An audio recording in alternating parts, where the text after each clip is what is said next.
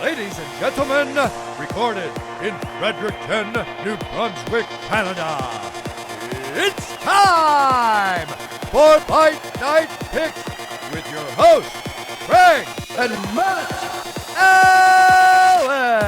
Just like that, we're back and we're getting set for UFC 286. It's the trilogy fight in the main event. Didn't we just have a pay-per-view? Oh, we did, but we're getting set for this big-time card from London. As always, one half your hosting duo, Craig Allen. Twitter and Instagram, at Craig Allen, FNP. With me to my left, to your right, respective socials, Matt Allen, FNP. He's the guy in the toque, and he's getting set for a big-time fight card. And as I alluded to, I mean, it's a trilogy fight, welterweight title. Leon Edwards unsuccessful the first time out. The second time out, it was a performance bonus for the ages. The fifth round, they're writing his eulogy and his obituary all at once. It's incredible. And all of a sudden, Edwards pulls out that crazy head kick knockout over Usman, who is on his way to earning GOAT status if you listen to anybody out there, namely the UFC's president, Dana White. But a big-time opportunity for Usman to pick up where he left off. And when you look down through this card, possible fight of the year on paper. In that co-main event, a lightweights battling it out. Rafael Fiziev back at Tiger Muay Thai, which is a story all over the card. So many Tiger Muay Thai fighters on this one and taking on the human highlight reel known as Justin Gaethje. Lots of debuts on this card, lots of ranked fighters as well, and kind of something for everyone on this pay-per-view card. Without a doubt. I'm so happy that they were giving Leon Edwards a hometown fight after he won the title, because he more than deserves it. That was one of the most dramatic title finishes in UFC history. And it's not like Edwards went to Texas or he went somewhere like Vegas. He went to Salt Lake City to fight Usman the second time. He got it out the mud, or got it out the salt plains. I don't really know what's in Utah other than the Jazz, but and Mormon. For Leon Edwards, he had a great performance last time out, and I know we've almost become accustomed to having these incredible fifth-round comebacks in these title fights as of late, but for Leon Edwards, that was one of the greatest fights I have ever seen, one of the greatest performances I have ever seen, but like you had said, Kamaru Usman was getting his resume together to at least go up against GSP to become the welterweight GOAT. Now, for me, it was going to take a little bit more work than just beating a guy like Leon Edwards, but I love the storyline of Kamaru Usman going to the hometown of the man who took the belt from him. If he wins this trilogy, I'm not ready to say he's the greatest of all time, but the resume is looking pretty good all of a sudden. I just think that main event is so much fun, and the great thing about this card is, too, it's a deep one. There is a ton of fun fights. There's a lot of competitive fights from top to bottom, so I'm really excited to break them down. The Birmingham brothers, the back outside boys, Leon Edwards and his younger brother Fabian, the two guys getting it done with Bellator and the UFC. Matt, a lot of big-time cards. We're going to throw it on over to our fight of the night screen. Let us know down below in the comments section who you have. 15 total fights. There's a lot. You're not wrong till Saturday night. Let us know who you have in the fight of the night. Let us know down below in the comments section who you've got. It's time for the fight of the night with Fight Night Picks. As we said, on paper, on papier, Matt, I mean, Justin Gaethje taking on Rafael Fiziev, and if you look at it for Fiziev, in his last 6 fights, he's won them all, and 5 of those have ended with him picking up an extra $50K. He's taking on the human highlight reel, a guy who's had multiple fights of the year in Justin Gaethje. For Gaethje, he's coming off an unsuccessful title bid, and that's happened twice for him in the UFC, but Gaethje, I mean, he was a World Series champ forever. He's 6-4 in the UFC, but he doesn't know anything but a fun fight. So both these guys get an opportunity to really right the ship for Fiziev. Possible title shot for Gaethje. Another win gets him right back into the mix. 2 top-ranked lightweights in this fight. I know you're down to clown for this one. This is an incredible fight. Justin Gaethje has known nothing but entertainment and excitement throughout his UFC tenure, and we knew what we were getting when he came to the UFC. It wasn't a question mark as to, is Justin Gaethje going to be exciting? But the fact that he never changed his style whatsoever, I guess at a certain point he has become a little bit more technical as he's gone on, but still, the fact that he is still that knockout, get knocked out kind of a fighter is incredible. And for Fiziev, he's almost that Gaethje 2.0 a little bit. Now, no, he doesn't eat as many big shots. He doesn't have the wrestling background, but he has also been in some incredible back and forth fights. He does eat a punch or two to give his own, so I just think when these guys meet up, it is going to be nothing but fireworks. You want fun fights to go watch before this that aren't in the UFC? Go watch the 2 that Gaethje had with Luis Palomino over with World Series if you want to have a good time, Matt. Our second pick, I threw it out there on Twitter. We're filming this on Sunday today. I said people are going to be excited and all the highlights are going to be around Gaethje versus Fiziev. But gosh darn it, my favorite fight on this card, Christian Leroy Duncan taking on Dusko Todorovic. The guy brings the thunder. And if you've seen Dusko, I mean, he beat Michel Pereira outside of the UFC, won the Serbian Battle Championship middleweight title, and just pressed forward inside of the UFC, multiple bonuses. And for Duncan, I mean, he had that IMMAF experience when he was an amateur, comes into being a pro. He's undefeated, the reigning and defending Cage Warriors middleweight champ. He was supposed to take on Ultimate Fighter finale or finalist Jesse Taylor, a guy who was supposed to be in the UFC not that long ago, for that Cage Warrior belt back on. Well, that was New Year's Eve, and Taylor was in a hit and run, so Duncan gets signed directly to the UFC. I absolutely love this matchup because if people haven't seen Duncan fight in Cage Warriors, oh my gosh, go do it right now. And this is one of those fights where, like you said, if they haven't watched him fight yet, you're going to learn everything you need to know when he fights Dusko Todorovic, a guy who is known for throwing bombs and leaving himself wide open every now and then. So I think this is an incredible fight. And this is what we talk about when we put these fights on Fight of the Night screens. Is the winner of this going to go ahead and fight for the title next month? Probably not. But when these guys get in there, their styles are going to match up so well that I don't know how this isn't going to produce and become one of those great fights in the card. We picked 2 of 15. There's 13 other fights out there. You let us know down below in the comments section who you have. So many good fights remaining on this card of UFC 286. So 10 total ranked fighters on the card. The long-awaited return. It's been about a year for Casey O'Neill after her flyweight record-setting performance against the aging legend Roxanne Modafferi. You look down and up and down this entire card, Matt. 6 total debuts. We have Christian Leroy Duncan. We have him in a possible fight of the night. We have Jafel Filho is going to be taking on Muhammad Mokaev. Filho, former Jungle Fights champ. You also have 2 rookies squaring off against one another in Sam Patterson, the future, taking on Israel's Yanal Ashmoz. Or is it Ashmoz, as he spells it on his Instagram? You can also get excited for the LFA featherweight champ, the reigning, and he's just reigning. He hasn't defended it. Gabriel Santos coming in on short notice, taking on Lerone Murphy. And really, if you're going down through this and you want to try and round it out, we have somebody coming back. It's Veronica Macedo Hardy. Where have you been? We've got a lot to talk about in that fight as well, but a lot of really, really good ones in this overall landscape. But I mean, with that, there's 15 total fights, so you might have to have a couple of Red Bulls. And you know what fight I want to give a little bit of shine to? I'm pretty excited for Jake Hadley versus Malcolm Gordon. I think Malcolm Gordon's one of those opponents who's a great fighter for any prospect to face. We know what he excels in. Banging. Exactly. We know what his weaknesses are in. Getting banged. Jake Hadley's one of those guys who I think the best version of him is a very promising young prospect, but there are some concerning holes in his game, and I think this fight's going to be a good one to just kind of figure out where his overall ceiling is, but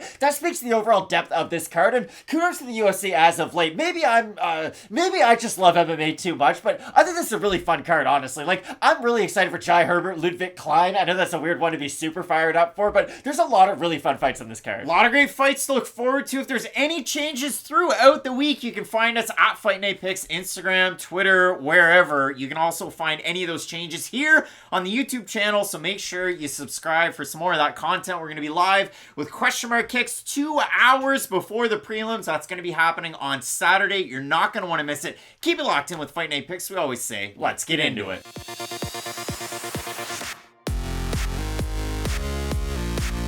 Coming up this weekend, it's the long-awaited return of... well, both of these fighters. We have the Ultimate Fighter Season 30 flyweight winner. She's coming off that big win back in August. It's the ever aggressively nicknamed Juliana Killer Miller, representing 10th Planet in San Diego. Matt, tinfoil hats abound. Yes. It's a big time opportunity. And out of that gym, I mean, you know the man, Eddie Bravo, but there's so many great fighters that have trained out of 10th Planet in San Diego. And even if you consider it for Juliana Miller's flyweight division, former flyweight champ over at Bellator in Alimale McFarlane. And for Miller, we saw a great progression from the time as an amateur to a pro. The fact that she is so good at grappling, but her striking continues to make moves as she's come along this journey. She gets that big win over Brogan Walker back this summer. The takedowns, all of them were there, and the craziest part about it is for Miller, she fights this weekend. For Walker, if you liked her from the season and from her time in Invicta, she actually fights next weekend. But I say this is a big comeback because Miller, we haven't seen her since August of last year. For Veronica Veronica Hardy, as we have on screen, we haven't seen her in about 3 years, and it's a very long-awaited return because I assumed, and I'll throw the picture up there from MMA Junkie, that she was retired after the concussions and the long time away. So if you don't remember Veronica, I'm going to refer to as Hardy for the video because her Instagram says Veronica Hardy, but it's still Veronica Macedo. We're going to say Hardy for the purpose of the video. So we'll get that out there now. For Veronica Hardy, when you do watch her fight, even going back to her UFC debut, she was coming in off a draw, which is kind of weird. It is. You don't see that all that often. She comes in on short notice, takes on Ashley Evans-Smith. Now, for Hardy, the fight's coming into the UFC, she was a bantamweight. So she takes on Ashley Evans-Smith at bantamweight. She has Boris Mankowski in the corner. She's training out of Ankos MMA in Poland. And that's the craziest part about it for me is the fact that for Macedo, she's billed out of Venezuela, moved to the States when she was a kid, trained all over Europe to get ready for her fights, and she switched gyms a lot, and I had no idea. Now, I knew that she commentated for Eris, or she has in the retirement. She's commentated for the UFC and Espanol, but her accent is a mix of, like, American English and British English, and that just surprised the heck out of me. I have a question. Yes. Has the UFC just put Veronica Hardy on ice waiting for this opportunity? No. If you've listened to any of the interviews that she's had, no. This is my point, though.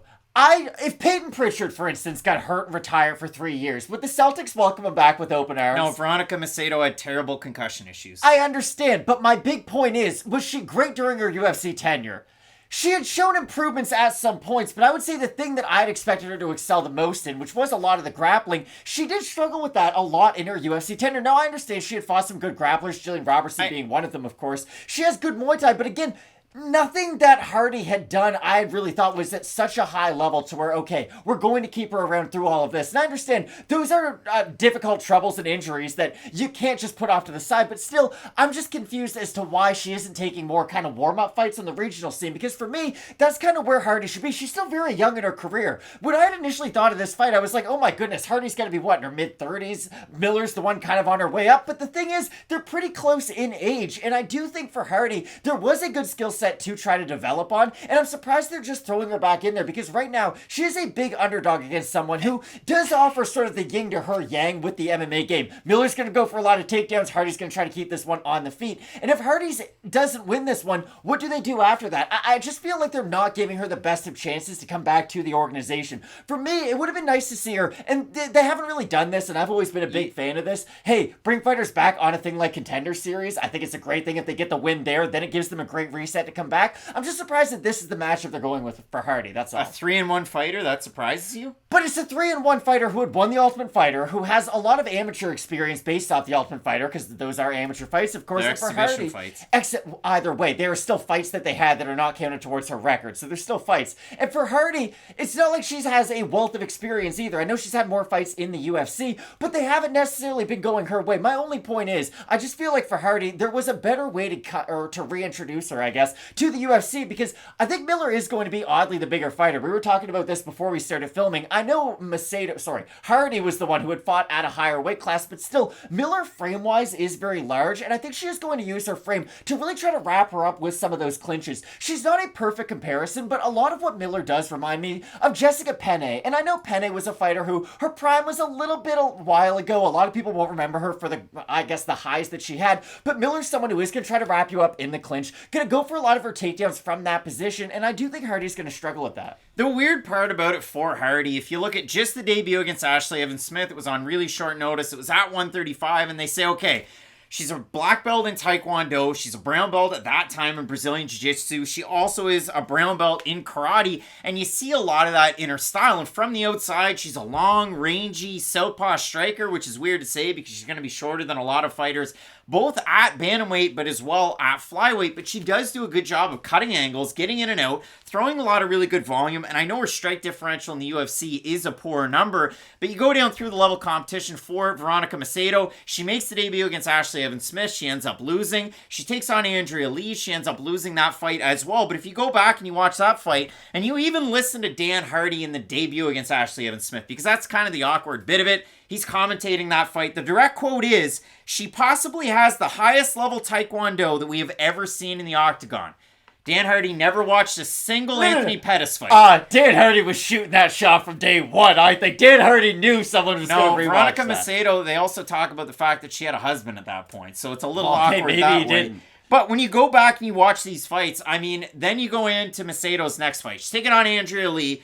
Is she still dating that bad guy at that point? Yeah, she is. So that one was tricky. But out of that one, they say, okay, well, right before Macedo's UFC debut against Ashley Evans-Smith, she broke her elbow before that fight, but she took the fight anyway. So, okay, it is what it is. She takes the fight against Andrea Lee. She has a really hard time with the grappling. She has a hard time with the striking. She takes on Jillian Robertson, struggles with the grappling. She takes on Polyana Viana. That was that crazy, like, it was like a spinning top, and then all of a sudden there was a submission win. And then Macedo takes on Bia Malek, who at the time had a record of, depending on how exhibition fights go and so on and so forth, it was either 2-0 or 1-0 in MMA, and she gets outstruck and she struggles finding the distance in that. So I went through and I listened to a lot of Macedo interviews getting ready for this. I watched a lot of the tape down to clown with the Veronica Macedo stuff, and she talked to GHK of the All-Star MMA.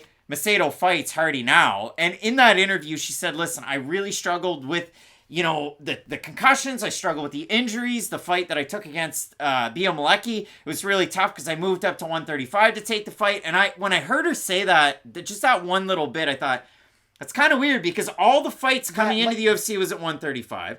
Fought Ashley Evans-Smith at 135, moved down to 125, and then fought Malecki at 135. And she kind of slowed down as the fight went on against Malecki. So maybe it was due to injuries. I don't know. It's just for Macedo, it's been about 3 years away. For Miller, she loves, and it was against Neal. It was the fight that she had before that on The Ultimate Fighter. She really likes the body lock to then get the trip takedown. And against Brogan Walker, even when Walker was having success with her striking, Walker would initiate the clinch to then get herself taken down by Miller. You saw Miller go out there, land in top position. She was just grounding away with the elbows and the ground and pound. She picks up the win there. For Miller, body lock to trip takedowns, that is her specialty. She's not going to go in for single legs, high crotch. She doesn't go for double legs. The way Penne goes for takedowns is more throws, but I do think there is a fair comp between the two. But Juliana Miller, where she struggled, whether it's the Walker fight or otherwise, it's with her striking. And she does tend to look like a grappler who's then learned striking as like a second language. It's and slow, too. In the fight against Walker, she still struggles with striking defense, getting her head off the center line, which is where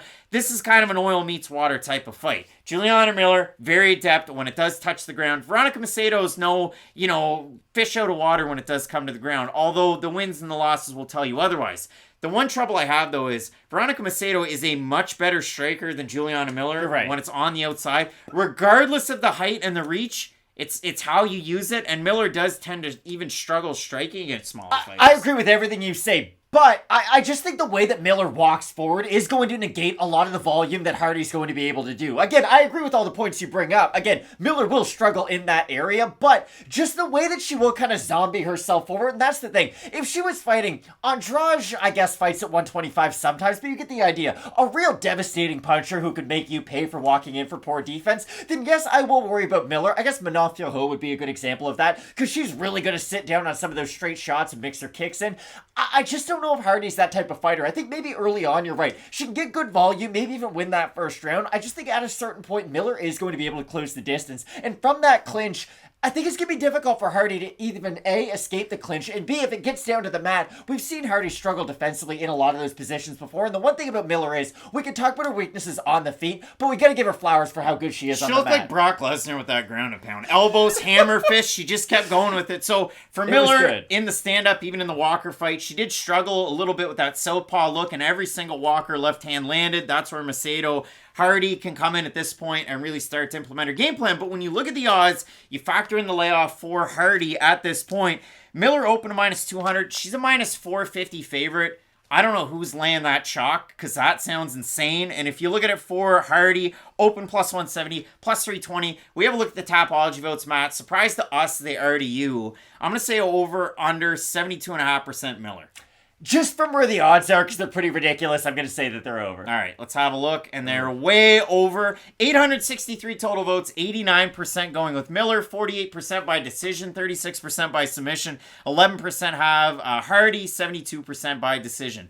Matt, Juliana Miller, very good with the grappling. Macedo, well-rounded, good with the striking. She trained at one point with Ankos. Then she trained with MMA Factory for quite a while. Fernan Lopez, before it was cool, was coaching people in the UFC. And then if you look at it right now, she's getting a little bit of work in the UK, really trying to work some of that strength and conditioning. So really eager to see a member of Full Reptile competing this weekend. I wonder if Dan Hardy's going to be in the corner. Who do you have here? I've got Juliana Miller. The problem is, again, I think we did break down an area where Hardy can have success, but the problem is, I don't know how she's going to be able to sustain that success throughout 15 minutes. I think she will be able to volume strike on the outside. She has a good inside leg kick that might be able to disrupt some of the movement of Miller as she walks in, but the thing is, Miller is quite relentless with her game plan, and she will eat quite a few shots, just get into the clinch, just get down to the mat, so for those reasons, I do have Miller. I mean, Veronica Macedo has one thing that Juliana Miller doesn't. I know Miller's an Ultimate Fighter winner, but like in 2001, that song by Vermont's own Stained, I know it's been a while, but that Andrea Lee fight was a fight of the night, and all three judges scored it, Matt. 30-27 Andrea Lee. So that's a tricky one to be a fight of the night. But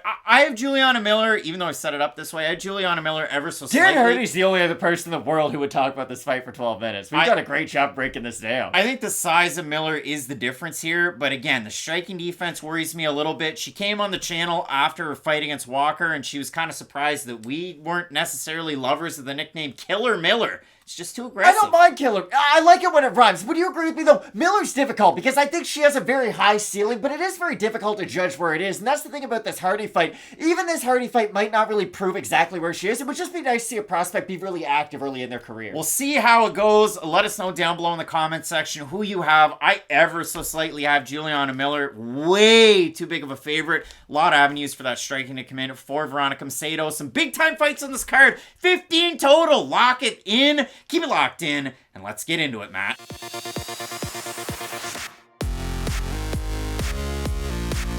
Coming up this weekend, lightweight strikers clash. We have the Wolverhampton Wolverine. It's a Black Country banger. It is Jai Herbert. I mean, he is the Wanderer, or they are known as Wanderers in Wolverhampton. He's going to be taking on the nomadic, wandering Slovakian Mr. Highlight, Ludwig Klein, in a big-time matchup that has big-time implications as well. Because if you look at it for both these guys, I mean, Jai Herbert, it's just been like banger after banger after banger of fights in the UFC. Both these guys' UFC careers have been like the TV show Deadliest Catch. Like, at one point in the TV show, the seas, they're very angry with the ships. They're going up and down. Things are looking ugly. But all of a sudden, things have kind of calmed down a little bit. They're throwing their hooks into the water. They're grabbing the buoys. They're fishing for crabs. Things have definitely calmed down for both these guys after a very difficult start to their careers. I don't think they rip darts like those men at sea. Probably not. When you do look at this matchup, Matt, and you consider it, I mean, you break down the fights and you say, okay, you have a look at it for Jai Herbert. He's definitely going to get the fan support. He's a guy that, when he has fought in London, he's gone 3-1 throughout his career, and he was able to get the belt over there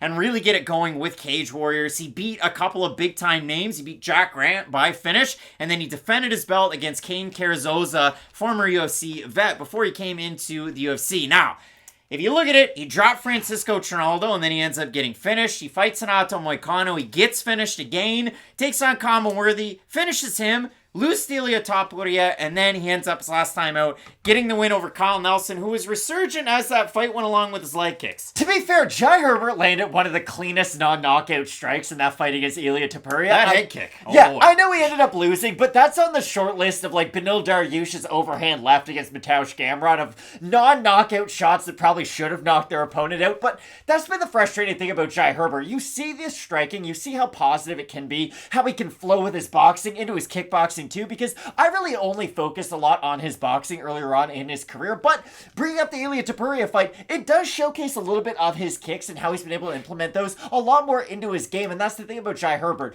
When he is throwing the kick from the outside, moving in with his boxing, and really putting those two ranges together, he can be a very difficult matchup for a lot of guys in this division, but like we've mentioned, and like I said at the start of the episode, these are two guys who on their best day can look really, really good, but on their worst day can kind of be caught in the mirror, can struggle with their defensive strength, striking, and that's what I worry about with Jai Herbert in a matchup like this. I think he can have a lot of success from the outside. Again, he has devastating power when he is able to land, and like you mentioned, even in the losses, he will look good at a certain point. And against a guy like Ludwig Klein, that's been the most frustrating thing. I was really high on Ludwig Klein coming into the UFC. We saw the long distance head kicks, how great of a striker he was. He could threaten with submissions too if you're really going for a lot of takedowns. There was a lot of great skills to see, but the problem was the aggressiveness didn't really seem to be there when he had initially come over to the UFC, and that's a difficult thing to explain because the skills are still there. He can still throw a lot of the same things, but he's not necessarily moving forward as much in these fights as we had necessarily seen before. In the 2 losses for sure, and that's the weirdest part of it for Ludwig Klein. Coming into the UFC, he makes the debut, he's fighting out of Slovakia, and that's the important part. He's fighting out of Slovakia, so he takes his first fight against Shane Young. That one's at a catch weight of 150 pounds, wins that one by knockout. Yes, the head kick is what does it. Then his next 2 fights, he loses one to Mike Trizano, he loses one to Nate Landwehr.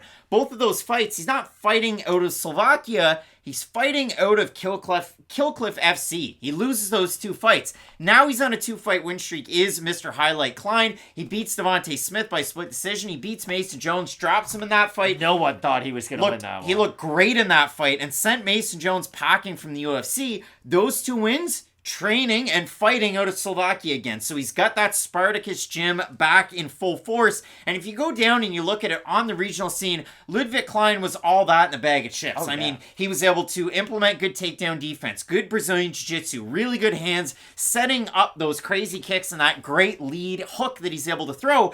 But when you look at everything, and I considered it like all of these fights that he's had, 18 fights at featherweight. He missed in that UFC debut. That was at 150 pounds. And then he had the 2 fights at 155 pounds.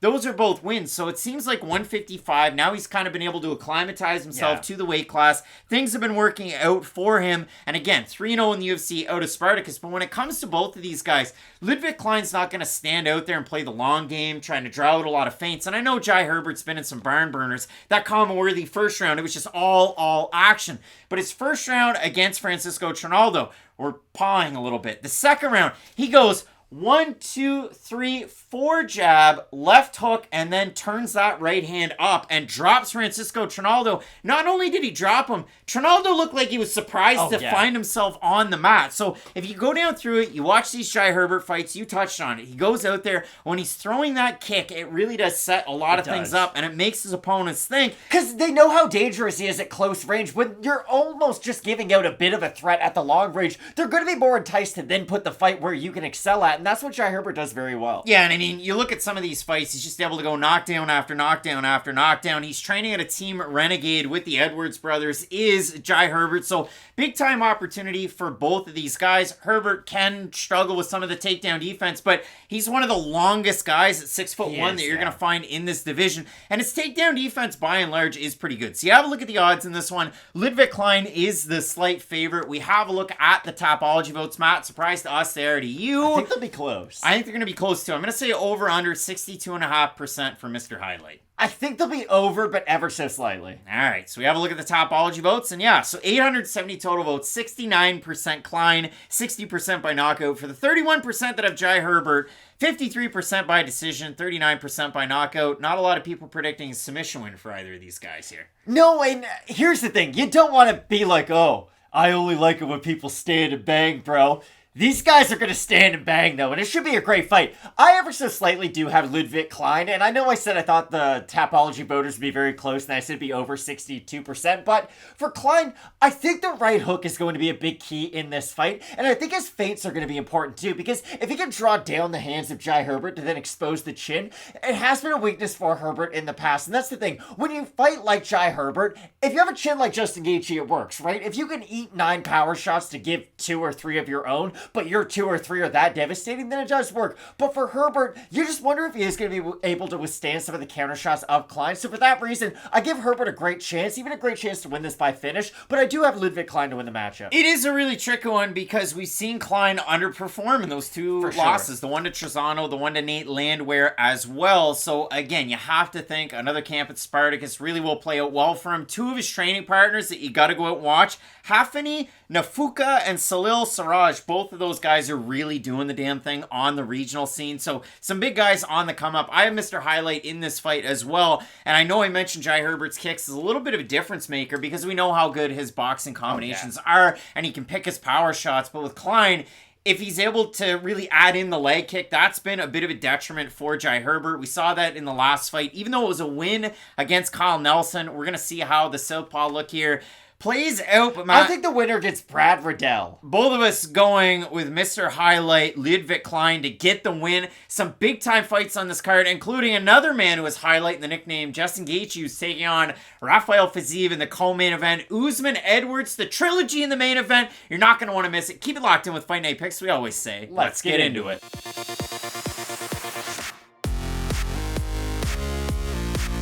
Unranked flyweights battle it out. And coming up this weekend, we have Joanne Wood, one of 3 fighters out of Scotland competing on this card. She's going to be taking on Dread Luana Carolina, and both these women looking for an opportunity to shoot themselves into those top 15 rankings. And when you look at it for Wood, she's definitely on the toughest stretch of her career. And even going back to UFC 203 when she took on Jessica Andrade, you consider that fight and all the fights afterwards, 4-7. She's dropped her last 3. You consider the level of competition, though, and that's where it kind of creeps in. Loses split decision to Lauren Murphy. Loses to Tyler Santos by finish. Loses to Alexa Grasso by submission. Current champion, folks. And then you consider it from there, all 3 of those women in beating Joanne Wood earned title shots. So Wood's now getting the great reset. And I did a deep dive into what's gone wrong in some of these fights, but also kind of a look through the looking glass, so to speak, for Wood. And I know when I reference interviews, I usually say James Lynch for XYZ publication or website,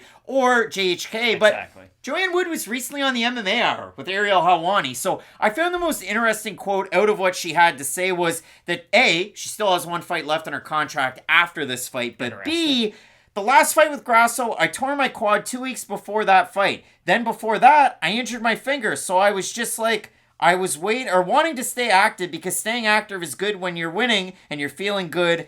Another quote was, Victor Oladipo's career. I probably only got another year or 2 left in the sport. So she's got another year or 2 left in the sport. She's got 1 fight after Carolina. She had a lot of injuries going into the fight against Grasso, which Grasso picked up her first submission win, but not her last submission win, Matt. Exactly. And when you look at it in this matchup for Joanne Wood, well, let's talk about the positives. Well, she was an ISKA, IKF, and WKL Muay Thai champ pre-MMA, and you know her as, the former nickname that was Dr. Neville, because the knees and the elbows from her clinch position lethal are her bread and butter. But for Joanne Wood, what makes it weird is Luana Carolina kind of tends to, find her most success and flow state in the clinch similarly. I think we're seeing Joanne Wood become the grappler this weekend. That's just what I'm saying. Because here's the thing about Wood. I know when you talk about her career, when you talk about her shortcomings, because, again, you had mentioned it and I'm very happy you did.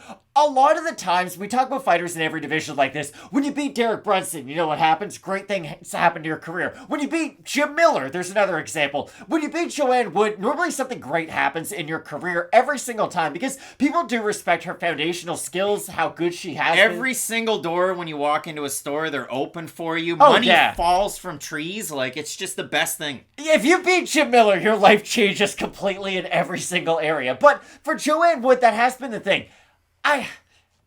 I just think defensively, yes, she does struggle in a lot of these areas, but offensively, she can shoot a double leg takedown, and we have seen that in the past. She will sit in full guard, and it is a little bit Mirko Krokop-esque. Not a name I thought I would bring up when talking about Joanne Wood, but it's someone who can go for the offensive takedown, has good Muay Thai on the feet, will go for a lot of elbows in that open guard position, and those are things that Joanne Wood can do, because like you bring up, Carolina does have a lot of the same skill set that someone like Joanne Wood has. She's going to be able to kick from the outside, elbow on the inside, especially from those clinch areas. So I really think this fight comes down to the volume of Wood and whether or not she can out-volume Carolina in those positions. And if Wood can take down Carolina hasn't shown much off of her back in the UFC up until this point. And I just don't know if she's going to be able to really buck off Joanne Wood. For Luana Carolina, I don't know where aspirations were for her because she came in off Dana White's Contender Series Brazil in 2018. She picks up a win there and looked really good. But I mean, you consider it 3-2 so far. She beats Priscilla Cachoeira Cachoeira. She loses to Ariane Lipski in one of the most disgusting submissions you're ever going to see. And when Lipski's on, as you saw last weekend, she's on. Boy, is she on.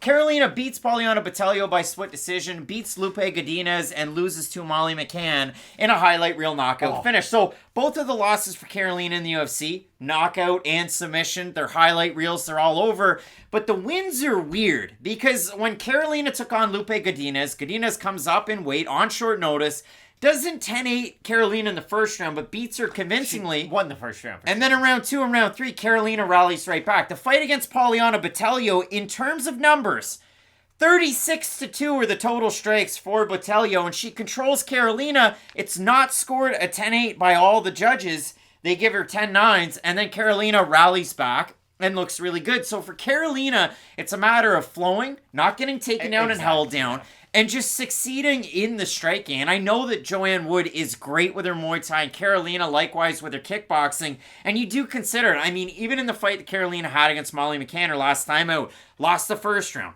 lost the second round. She's out-grappled and she's out-struck. And then in the third round, spinning back elbow. So it'll be interesting to see what we get out of Carolina if she's forced to rally back, which she has been so far in these wins, or if she's able to move things, because even though she's been outstruck, she's had to rally, still has a positive strike differential in her Which UFC is impressive, career. yeah. 4.64 strikes landed per minute to 3.55 received. And even in these UFC fights, she's 3-2. She's been a dog in every single fight except for when she was a favorite against Priscilla Cachoeira and she landed that crazy head kick knockdown in the second round of that fight. I think we're on the same wavelength right now. This is my big issue, and I think this is fair to bring up. Again, we talk about the level of competition that Joanne Wood has had throughout the UFC, and it is extremely high level. But she is 37 years old in the flyweight division. Like, we were talking about Valentina Shevchenko before her last fight, and yes, we both have Shevchenko to win. All credit to Alexa Grasso, but we openly admitted that, yes, she might be experiencing a bit of a decline. Now, Shevchenko has a lot more high-level miles on the odometer. I think that's fair to say. Whereas Joanne Wood, a lot of these happen early finishes, and especially by submission. I just feel like Luana Carolina has a great chance to reset the ship. But it is weird because if she beats Joanne Wood, she's not going to be afforded the same opportunities that a lot of those other fighters have been able to. But it should still be a big name on her resume moving forward if she is able to. And it doesn't feel like when Trevin Jones fought Cody Garbrandt not that long ago. Yeah. They were unranked bantamweights, but one was a former champ. For Joanne Wood, her last 3 fights have been against then eventual title challengers off of those wins. So you look at the odds in the matchup, Wood is favored to get the win. Carolina slight underdog. We have a look at the Topology votes. Matt, surprise to us, they are to you. I'm going to say over under 77% Joanne Wood. I think they'll be under. I really do. They're slightly under. 879 total votes, 74% Wood, 90% by decision. For the 26% that have Carolina, 78% by decision. Do you see a decision in this fight? Who's the pick?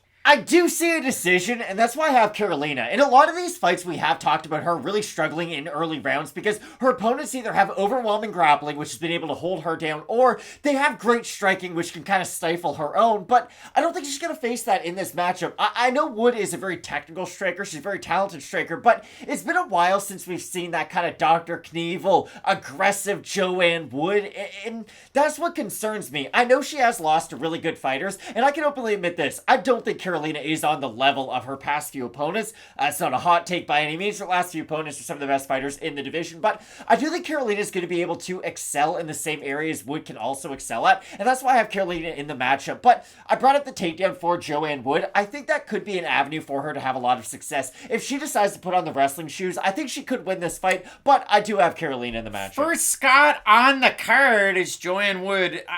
I have the underdog Luana Carolina to get the win, and I do think she's going to be afforded the opportunity to strike. I think she's going to have a little bit of success in the clinch, which might sound crazy. I think height-wise, reach-wise, both are very close. Carolina's a little tricky to get a hold of on the outside. Molly McCann was able to do it the last time out. But both of us in the matchup going with the dread Luana Carolina, who seems to have grown her hair back. We'll see how the weight cut goes in this matchup because she has been forced to shave off some hair to make the weight. So maybe this is one that you check back in on question marks on Saturday, 2 hours before the prelims. It's a big time card. 15 total fights. Title fight up the top. You're going to want to keep it locked in with Fight Night Picks. We always say, let's get into it.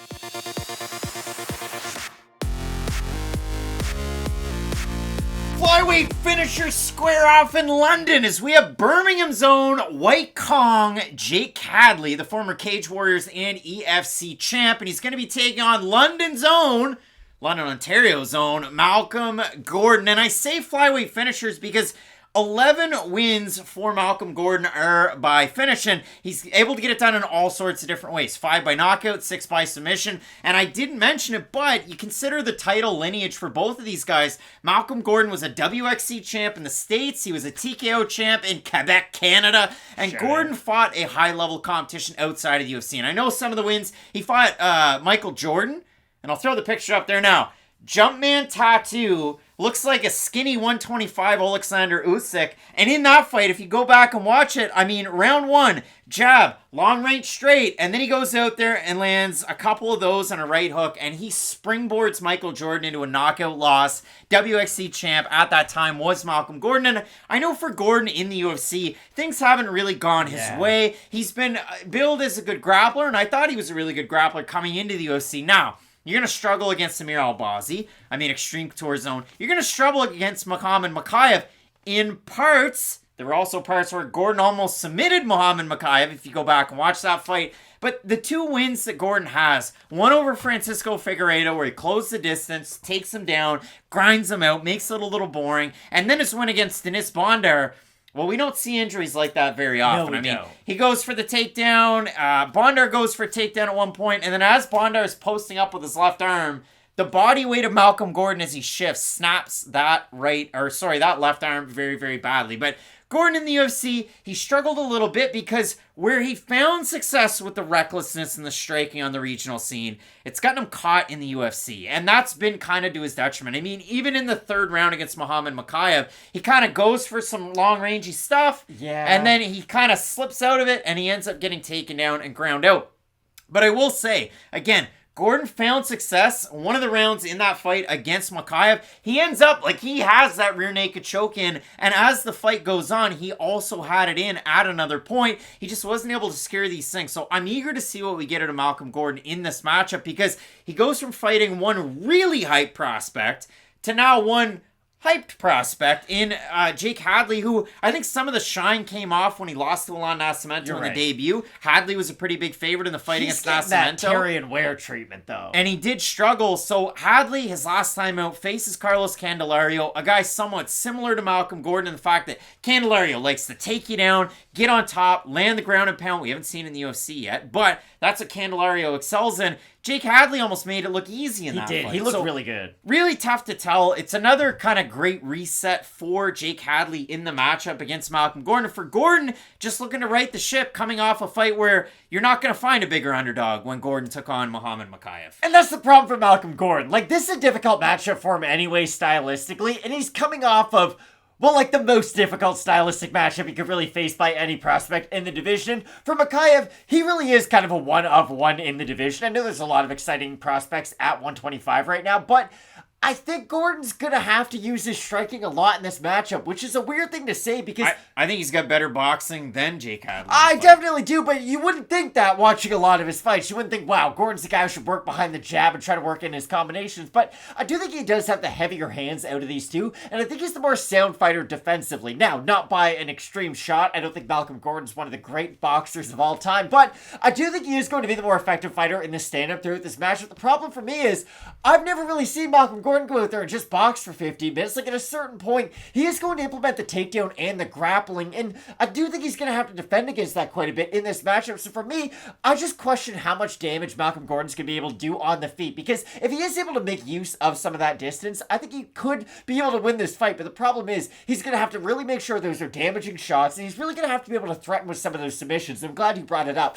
I just don't know if he's going to be able to get that back control type of a position on a guy like Hadley. Now, could he get maybe a guillotine threat with some of those spots? Yes, he could, but if you're threatening with guillotines, that means your opponent's normally pretty deep in on a takedown. And if Jake Hadley is a guy who's going for kind of those 11 of 13 type of a game plan, like we saw, well, Merab went, 11 for 49. So not necessarily the same percentages, but you get the idea. I just think Hadley's really going to do a great job of closing that distance. And for Gordon, it's going to come down to how much damage he can do on the feet. For me, I don't know how much confidence I have in that game plan for him. You go back through and you watch some of the Malcolm Gordon fights. He beats Chris Kaliadis on the Bellator scene. So both guys with some Bellator Bellator experience, or at least, Gordon has it. That's a really big name. I mean, Chris had, good success over in Europe or overseas, and he's a guy from Eastern Canada, just like we are, so a giant win for Malcolm Gordon. And you do consider it, he beat Yoni Sherbatov for that TKO belt, and Yoni, he owns his own gym in Laval. He was also on The Ultimate Fighter, and in that fight, Yoni Sherbatov, is like 5'2", and I don't mean that as a joke, but he's a smaller guy. Yeah. So how does he win fights? He rushes guys, and he goes in and blitzes Gordon,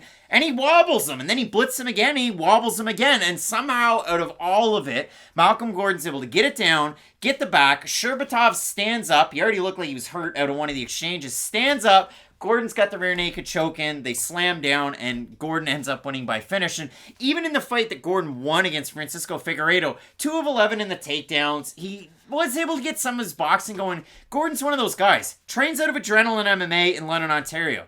With Bazooka Joe Valtellini, he's going to have Mark Hominick in his corner for this fight. I listened to an interview that Gordon did with James Lynch with Bodog, which is a strange interview site to do things with, but they don't both do business with them, so it is what it is.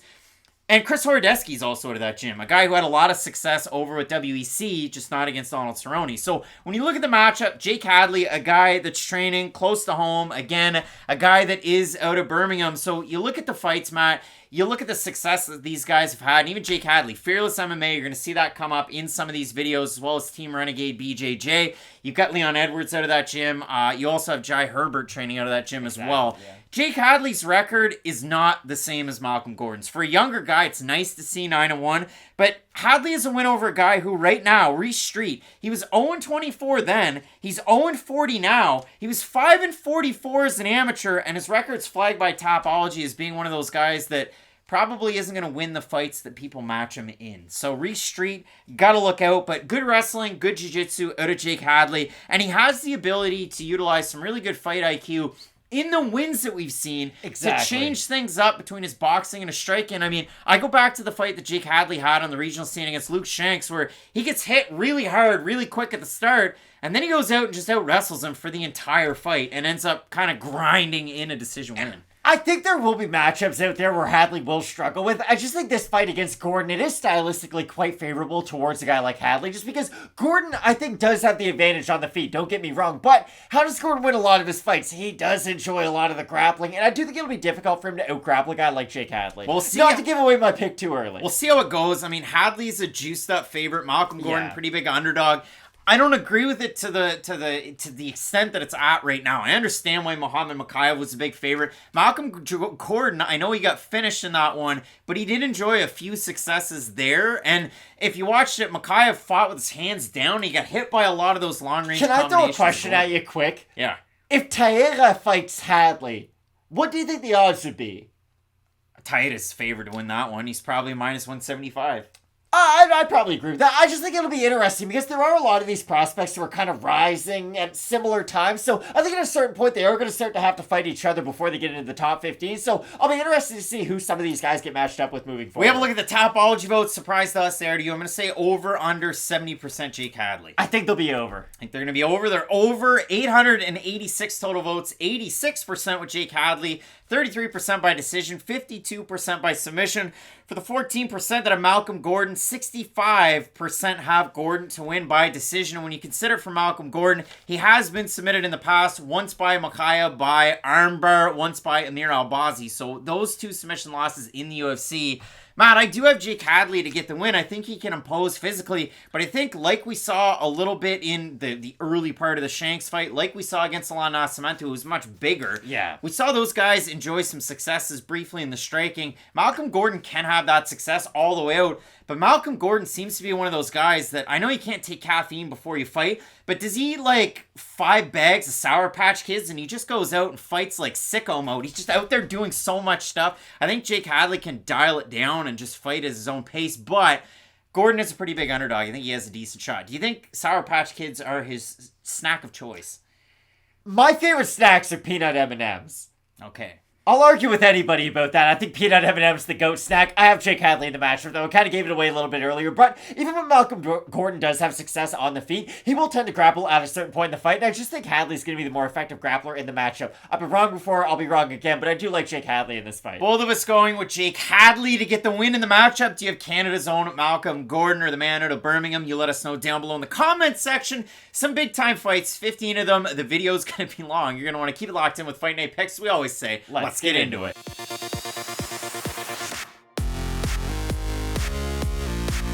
Big time middleweight scrap and a possible fight of the night. We have Cage Warriors main man of middleweight. It's Christian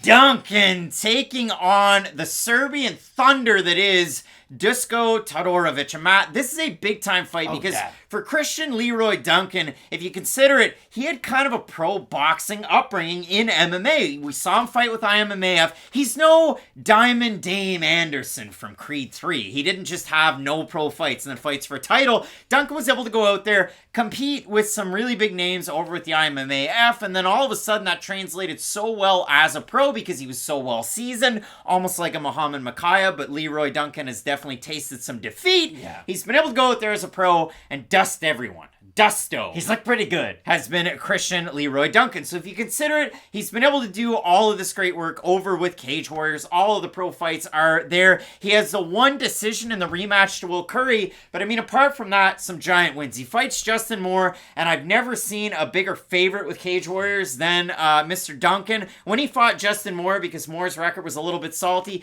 goes out there and submits him and made it look really easy. But there's a reason why I'm so excited about these fights, Matt. It's because for Duncan, he's got a flying knee knockout over Milan when he's fighting for the title, challenging for it. He's got a spinning elbow knockout over Dimitrov when he's trying to defend that belt. That's not even the craziest part about that. He throws a Raymond Daniels like 720 start head kick that really knocks things off as the fight starts. He also has a spinning back kick knockout over Lukasz Marcinkowski. So if you watch these fights for Christian Leroy Duncan, who for this fight isn't training at home, and you might go, well, where's home, Craig? Where does he train out of? Well, he trains close to home in England, but his coach is Mark Weir, and you might go, well, Mark Weir, didn't he knock out Eugene Jackson back at UFC 38 in 10 friggin' seconds? Yeah, history lesson. He friggin' did. So for Christian Leroy Duncan, some crazy lineage there. Training at Tiger Muay Thai for this fight. Phil Hawes on his Instagram, but there's a lot of fighters on this card out of Tiger Muay Thai. He's got his hands full, does Duncan, though, in Todorovic, and Todorovic knows bonuses and knows wild fights. Certainly. Former Serbian Battle Challenge champ. He beat Michel Pereira, and he's got a way in his back pocket. Because I've talked about the wildness of Duncan, but for Todorovic, when he's able to win some of these fights, pressing forward, marching forward, holding guys down, and when he wins, apart from the Jordan Wright fight, he's just kind of holding guys down, and he kind of slows the fight down to where he's able to find success with his own wrestling. Is he the striking version of Sarah McMahon? Because here's the thing, when Dusko's the guy moving forward with his own power shots, but he's able to threaten with the wrestling, he is a really effective fighter, but when he's the guy being pushed backwards, he does seem a little bit uncomfortable, and that's been the problem with Dusko Todorovic throughout his UFC tenure. The highs are very high, and even throughout certain fights, even when he loses, he will look good throwing in combination, because at middleweight's a weird division, right? It's kind of the in-between between the smaller divisions and the bigger divisions, quite literally called middleweight, but some guys have great kind of one-punch knockout power, and some guys do rely a little bit more on volume. Dusko's much more of the one-punch knockout guy, I would say, than he is more reliant on volume. Can he throw in combination? Yes, he can, but his combinations come a lot more when he has guys up against the cage after he has pressured them. The Michel Pereira fight is one of the great ones of all time. He has him hurt, throws a beautiful combination up against the cage after he had pressured him, and that's the thing about Dusko. When he's fighting under the terms that he likes to fight under, he is a great fighter. His fight after that on Dana White's Contender Series a few years ago, he takes on Teddy Ash, former unified champ up here in Canada, but on the West Coast in Alberta.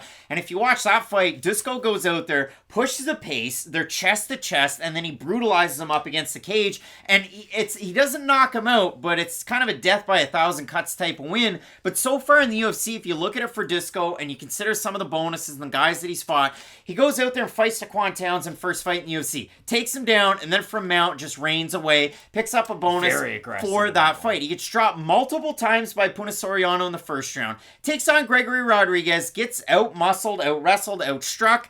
Then he takes on Maki Pitolo solo, beats Maki in the first round. Chidi Njokuani knocks him out in the first round. So a tough one there for old Dusko. But the one fight that doesn't match the mold for Todorovic, he gets completely out-wrestled by Jordan Wright in the first round, which I would have thought, Wright trains with Vladimir Matyashenko, but he's not really a grappler. And he went out there and had a great time with the takedowns against Dusko. Second round comes out, Jordan Wright's huffing and puffing, and then all of a sudden Dusko is able to kind of pull out a big-time win. And if you look at it for the play for Dusko, he's a Brazilian Jiu-Jitsu black belt. He's a Taekwondo black belt. He has everything to beat somebody in middleweight, and a guy like Christian Leroy Duncan to boot, because if you look at it for Duncan, I go back to that first title fight that he has against Milan, and Jadi Milan's going out there, goes for the takedown at the start of the first round, gets it, and then for 4.5 minutes, he holds down Duncan. Now, Duncan's got a great first move off that, backs his way right up to the cage. We got to get right back up to our feet. Duncan would do great like an NFL combine. You know, like his numbers would be insane because he does have that athleticism X factor that we don't often see in MMA. Well, and both of these guys definitely have it to an extent, but when you look at it overall, I mean, a combined opponent record for a guy like Duncan, 7 wins, 45-11. That's pretty darn good. And he was supposed to defend against a big name in Jesse Taylor back on New Year's Eve in 2022. Taylor was on his way to the fight, and then somebody hit that car over in England. So it was a hit and run. Taylor wasn't able to fight. So I'm watching the Cage Warriors card. I'm all excited.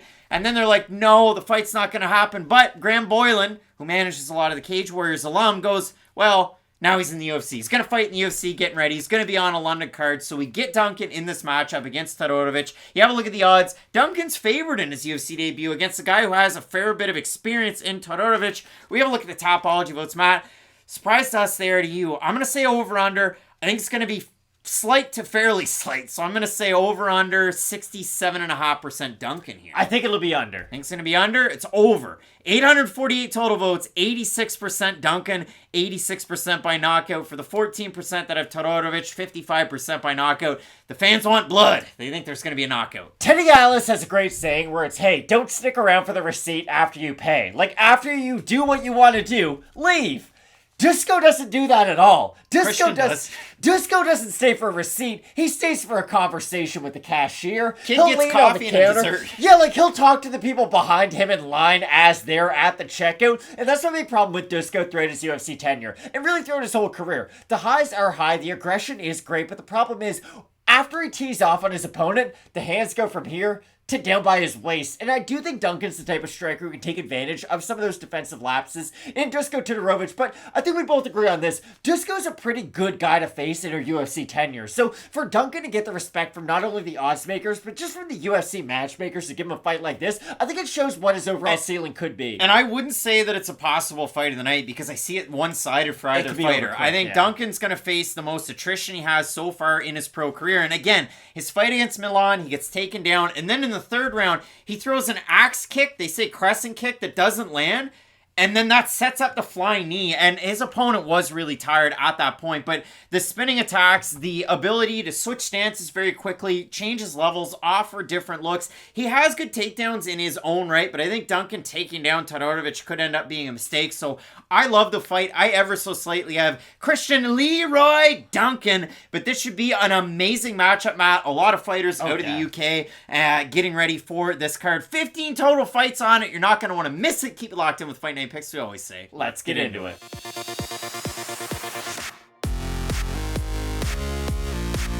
The return of the British star. It's the man known as the Miracle, Lerone Murphy, looking for his first action since UFC 267 when he beat Makwan, Amirkhani. And Lerone Murphy on 8 days' notice is going to look to welcome the LFA featherweight champ. It's Gabriel Santos. Matt, I absolutely love this fight because there's probably a ton of respect, and deservedly so, 100%, for the man who's undefeated in Lerone Murphy. You look at it, he takes on Zubair Takugov in his UFC debut. He has a split draw in that one because he gets mopped in the first round with the wrestling. Does he ever? And then he rallies as the fight goes along. But if you look at it in the wins, he beats Ricardo Hamush by knockout. He beats my guy, Douglas Silva de Andrade. People might go, Craig, why do you say that every time? Because I love that little pocket rocket. He can just do everything. And then his last time out, the knee knockout of Makwan Amirkhani. Lerone Murphy shown in the UFC.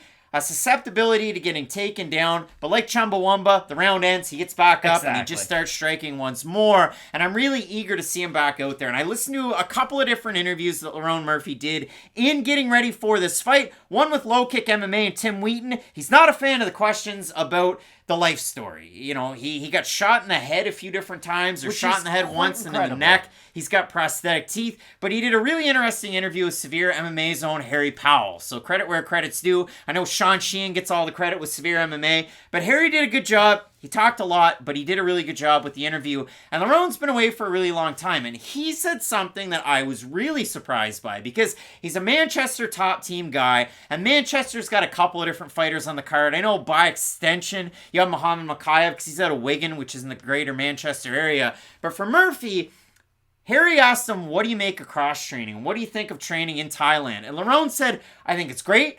I love it as a kind of a mental reset. You get to finish training, you're on the beach. You get to wake up, and you hear the beach. Like, well, I guess you hear the ocean. I'm terrified of the ocean, so that would not appeal to me at all. The sand doesn't make a lot of noise. But for Lerone Murphy, he likes that reset. He likes to train over there. He just doesn't necessarily like the fact that if you do your whole camp over there, maybe it takes away a little bit. He did like it, though, that you're not waking up in the cold and the rain and just the UK weather. So I found that really interesting, that he thought maybe if you do half your camp to start over there and then the rest at home, it's an interesting way to get into it. But for Murphy, he was originally supposed to be taking on Nathaniel Wood in this fight. Wood's out due to injury. Now we get Gabriel Santos, and Santos falls into the category of, I'm incredibly lucky and opportunistic in the fact that the LFA went down to Brazil with a lot of these cards, because you got to see the Bonfim brothers. Gabriel Bonfim was able to win a contest to win the welterweight title. Then he fights on Contender Series. Now he's everything as we've seen in the UFC. We also saw Gabriela Fernandez win a title with the LFA. They went down to Brazil, and then she came into the UFC and didn't look great against Jasmine Jasovicius. Well, Gabriel Santos is one of those prospects that got that shot. He took on Marcio Barboza. He won that fight by knockout in the second round, not without withstanding a ton of adversity in that one. And his last time out as a big underdog in the tournament finale, beats Jose Delano and finishes him. And boy, did he look amazing for all of that fight. He looked really, really good in that one. I love the offense of Santos. Like, it really is some high IQ striking. It's not a guy who's just going out there throwing bombs. But does he switch stances? Oh, he switches stances. Does he? Can Mookie Betts hit? You tell me. And that's the fun thing about Santos. Again, he's not just a guy like, again, we all appreciate a guy like Vanderlei Silva who goes out there, eats some bombs, and throws a lot of hooks and knocks guys out. But Santos does have a lot of speed behind his technique. It is fun to watch because he does fight very similar from his orthodox and southpaw positions. He'll throw a few more kicks from that orthodox position. He's a little bit more right leg dominant, I guess, with his power kicks. But I really do enjoy his boxing combinations. I like that he can throw out some feeler shots. We talk about Veronica Hardy earlier on the card. Shout out to her current husband, Dan Hardy, because he's the one who broke this down, and it just made sense to me. He's like, hey, I am a guy who, like, he has his black belt in jiu-jitsu. He is a good grappler, don't get me wrong, but he can admit that, hey, grappling's like a secondary art form to me, you know? I have to think about it, and then I can do the action. Whereas with striking, I can just kind of flow with my striking. It comes natural to me. And for Gabriel Santos, when he can flow with his striking, he's a very dominant fighter, and I'll be curious to see how aggressive a guy like Lerone Murphy is, because Murphy definitely has, I don't know if I'll say definitely, Murphy makes his power shots count more, I would say. I don't know if he's the more heavy-handed out of the two, but when he does let his hands go, when he does include the knee and the kicks into his offense, he can have a lot of success. But we had talked a little bit before we started filming. It is a little bit frustrating. Lerone Murphy, not as active as you'd like a guy who is as talented as he is. In the interview that he did with Harry Powell, he touched on it. There was one fight that he was supposed to have in the States. It fell out because of visa issues. I just mean, just in general, for a guy as talented as he is, it would be nice to see him in the octagon more often. Once every 5 months, once every 6 months. But this is a great fight to bring him back on. The weird thing is, though, I feel like Lerone Murphy was gaining a lot of momentum just in the general fan appeal. They're bringing him back to a pretty difficult matchup on short notice. You bring it up only 8 days notice to fight Gabriel Santos, who is a Santos isn't on the short notice. Santos the one in short notice, but he's a dangerous fighter nonetheless. Again, he's got the hand speed, he's got the power, he can get on the inside and the outside. I just think it'll be a really curious fight because I think this is a fight where Murphy might burn the first round, kind of lose the battle to win the war, because Murphy's not a guy who's really going to wow you with his output, but I think that might actually come back to benefit him in this matchup. So you can play MMA math with this one in a circle, and it gets really weird. 7 degrees of Kevin Bacon. Elvis Brenner fought Zubair Tukhugov in the undercard of the pay-per-view in Perth, and it was really weird because everyone and their dog, and maybe even cat that watched that fight, thought that Zubair Tukhugov won. The judges gave it to Elvis Brenner, and all of us were shocked. But Brenner beats Tukhugov. Lauren Murphy drew with Tukhugov. Gabriel Santos beat Elvis Brenner. Judges' scorecards, 28-27, 28-27, 29-28. I watched the fight again today. I don't know how they ended up with 28-27s, but he says, Vence oit? Which is 28 and then 27. So it weirded me out, and I even Google translated it to make sure I heard it correctly. But when I watch those fights, Gabriel Santos, Elvis Brenner, Santos fights a lot more out of orthodox. Santos is able to win the first round, in my opinion. He loses the second round. He gets taken down and held down a little bit. I thought he won the third round, but his cardio wasn't really on the level. His output was kind of all over the place. Yeah, the output's the thing he struggles with. Gabriel, his next time out, beats Elvis Silva, and Gabriel at these times, he's a future FC featherweight champ. Then he goes out there and fights Marcio Barboza over with the LFA. And in that fight, it was really weird because in the first round, quick takedown entry, he throws a spinning back kick and he whiffs. And then when he whiffs on it, it's weird because, spinning back fist, he eats a left hook and he gets dropped. And Barboza drops Santos. And then Santos is trying to kind of clear the cobwebs and get back up. He gets a legal knee. He does. But the referee, Osiris Maya, doesn't really see it. So out of that first round, Santos, if you called it a 10-8 for Barboza, I wouldn't be mad at all. Santos is up, he's down. Throughout the round, he's completely rocked. And then he comes back in the next one. He's so wobbly in his striking. He lands a spinning kick. He lands a head kick. He gets the ground and pound done. Santos looks really good, but his coming out performance was his last fight. Against Delano, Santos a big underdog. He comes out of that fight, switching his stances a lot, but mainly from southpaw, mixing his boxing combinations, going to the head when Delano's up, and then really hitting Did that last fight make you change your opinion of him and what his overall ceiling could be? Because it did for me. Because again, I had done the tape study. I looked through a lot of his fights. The positives were there, but the negatives were also there. But watching his last fight, not that it erases a lot of the difficulties we had seen throughout him, but it did make me have a lot more confidence in him making his debut. And the trouble for Murphy in some of these fights, and both these guys are undefeated, so you're really nitpicking, but for Murphy in his fight against Tukhugov, he struggled to take down defense. Tukhugov was able to go 6 of 8, and then his last time out when he's taking on Amirkhani went 5 of 7, but he kind of tuckered out, and Murphy was able to land that great knee in the second round. Murphy's been kind of liable to wait, and bait, and then land some of those power shots, so his output numbers aren't the highest, but if you consider it for him, 7 big-time wins by finish, and 7 of the 11 wins are by knockout. Performance bonus over Hamosh, who was supposed to fight last week in a featherweight, but kind of kicked in around a lightweight, and the fight was canceled. So, I just can't get over the man fought at bantamweight, and now he weighs in at almost lightweight when he's not supposed to. Come on. Ricardo Hamosh, the big man. Matt, when it does come down to this one, short notice for Santos again on 8 days notice. You have a look at the odds for the fight, and Lerone Murphy, I know the fans tend to know him. They tend to love him. He is only a slight favorite in the fight, about a -155. Santos at a +135. We have a look at the Topology votes. Surprise to us there, to you. One guy's coming back after fighting in 2021. It was the last time we saw him. Gabriel Santos was able to pick up that belt back in January. I'm going to say over under Topology voters, 70% Lerone Murphy. I think they'll be over. I think they're going to be over. They're over. 559 total votes, Murphy.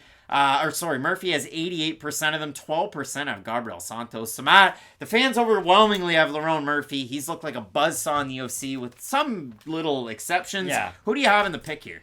I'd say I'm like 70-30 Lerone Murphy. You know, I think the Topology votes are a little out of hand if I'm being honest, because Santos, for as good of a striker as he is, that's going to leave the window open for him to win the fight. Again, people talk about how MMA, they have 4-ounce gloves, not 12-ounce gloves or 8-ounce gloves like there are in boxing. So anyone who has the striking acumen of a guy like Gabriel Santos is going to have a great chance to win a fight. But I have really enjoyed what I've seen out of Murphy throughout his run up until this point. But again, I say this every single time this man fights. It would just just be nice to see him be a little bit more active because the skill set is definitely there. It would just be nice to see him go up against a high level of competition because I do think he is a very skilled fighter. It's just really difficult to say, oh, he could be a future top 15 fighter when we've never really seen him go in against guys like, Alex Caceres, I think is a good name for him to go in. Nathaniel Wood, who he's due this week. Exactly. That would have been a phenomenal matchup, but I do have Lerone Murphy in this fight. I'm going Gabriel Santos. I like and it. The reason is because those boxing combinations, the volume numbers, and his cardio looks like it's improved quite a bit from 2021 when he was fighting the Elvis Brenners, and he fought back-to-back Elvises, so that's really weird, but he fought Elvis Silva after that one, to what we saw over with the LFA. I think there's been a definite improvement. Now, you fought about a month and a half ago. How's he going to look? I mean, it is on short notice. You have to cut the weight. You have to travel all the way across the world, where Murphy's been getting ready out of Manchester top team, so you just have to go down the way a little bit to get to London. So I do like that well-roundedness out of Gabriel Santos, but hey, this is a tricky fight to try and offer up a pick and prediction, and Lerone Murphy is thought of in the minds of many to be that next great guy. He just needs to get that activity up. So we're split on the pick. I'm going with Santos, Matt going with Lerone Murphy. Please let us know what you have down below in the comment section for the fight. Keep it locked in with Fight Night Picks. We always say, let's get into it.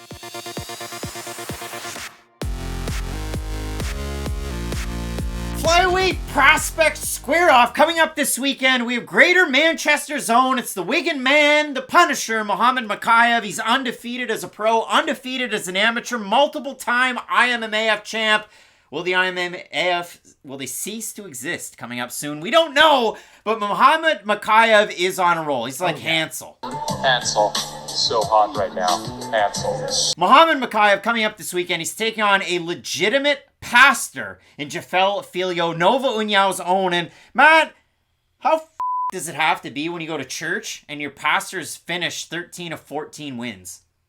I'm glad you said wins, but he is a good fighter, and that's the thing about Filho. Like, you do look at his background, and that kind of overshadows or overshines what he does good at, but like, Filho's a really talented young prospect, and you bring it up, I feel like a lot of shine is going to go to Mokaev this week, and rightfully so. He has had so much hype coming into the UFC, and he has delivered on a lot of it up until this point, but I don't want that to overshadow the fact that Filho is a very promising young prospect. And we were really excited about Filho's fight on Dana White's Contender Series this past summer. On week 9, he fought Roybert Echeverria. Let's throw it on over to a clip from that show. I know Filho comes out of Nova União, but he's very much my hands are low. I'm going to strike. I'm going to try and take the fight down to the mat. His jiu-jitsu's electric.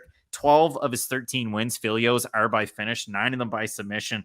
I have good grappling as kind of his big basis. His takedowns are really weird. Like, he likes the body lock, the trip takedown, like trying to push guys down. And for Filho, both of these fighters, Echeverria and Filho, have experience at bantamweight. Filho's definitely the bigger fighter. When you look at them at weigh-ins, Filho's taller. He looked completely drawn out, which I didn't love. And the other thing, when I look at Filho, made his pro debut in 2012, fights, 1 fight in 2017, 2 in 2018, 1 in 2019, 1 in 2021, and the last fight that he had at flyweight was back in 2017, where he lost the his belt by submission down in Brazil. So I look at this as, former Shuto flyweight champ is Filho, but I haven't seen it all that recently. And Echeverria, man, I have so many different things to say about him, but both of these guys are electric. Filho does have great takedowns and jiu-jitsu, and his grappling is phenomenal. His striking just reminds me of like an early career Damian Maia, though.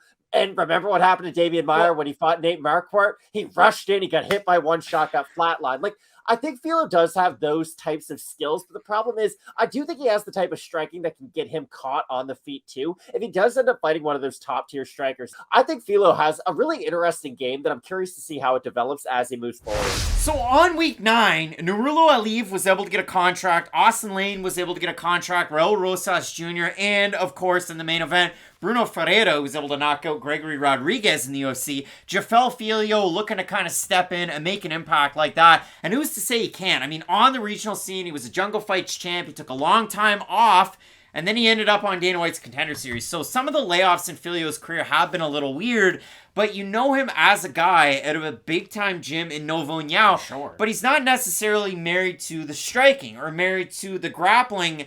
It's just a fight like this is really tricky because for Mokaev, he could struggle in bits. I mean, we saw him his last time out against Malcolm Gordon sink in a submission win, but the lasting image at the end of round 2, he's stuck in a rear naked choke. Round 3, he gets caught in a really tricky situation, but then he ends up getting himself good. If you look at it for Mokaev, I pointed to certain fights that he's had, whether they were IMMAF fights, I guess he's had a couple of different ones where they kind of went a little sideways and then he was able to reel it back in, or the fight that he had against Abdel Hussein as a pro.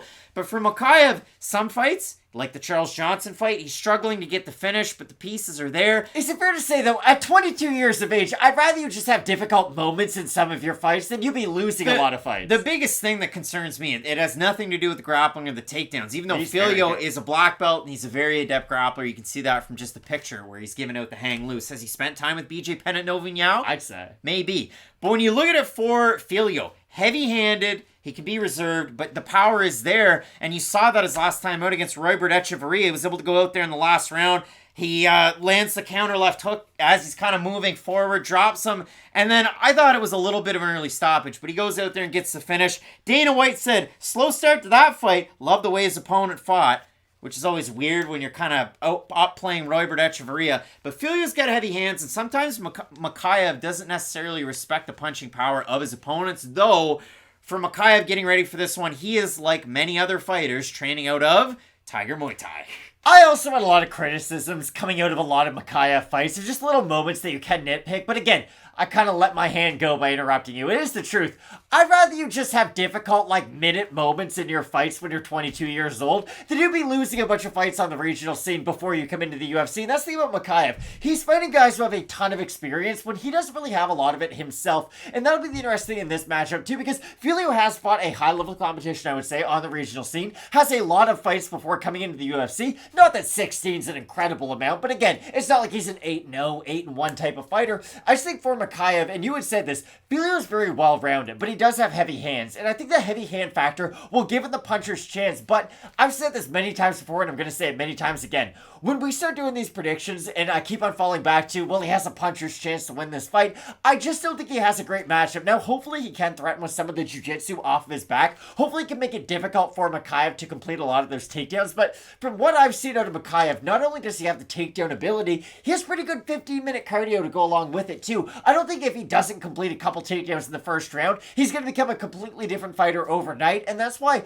not that I think Mokaev can become a future champion by any means, but that's why I do think he can at least get into the top 15, because that cardio alone is going to carry him through a lot of these matchups, I believe. That win that Mokaev has on his record against Hayden Schriff, that one's flagged by Topology. And you hate that. You hate to see that. Old Schriff, 0-9 as a pro, and as an amateur, he went, 0-11 or 12 or 13, so tricky one there for Hayden Schriff. Why do you turn pro at that Hayden point? Schriff. For Muhammad Mokaev, because you get paid. He is a giant favorite in the matchup, as he has been in his UFC contest performance bonus against Cody Durden. Did Muhammad Mokaev have? We have a look at the Topology votes, Matt.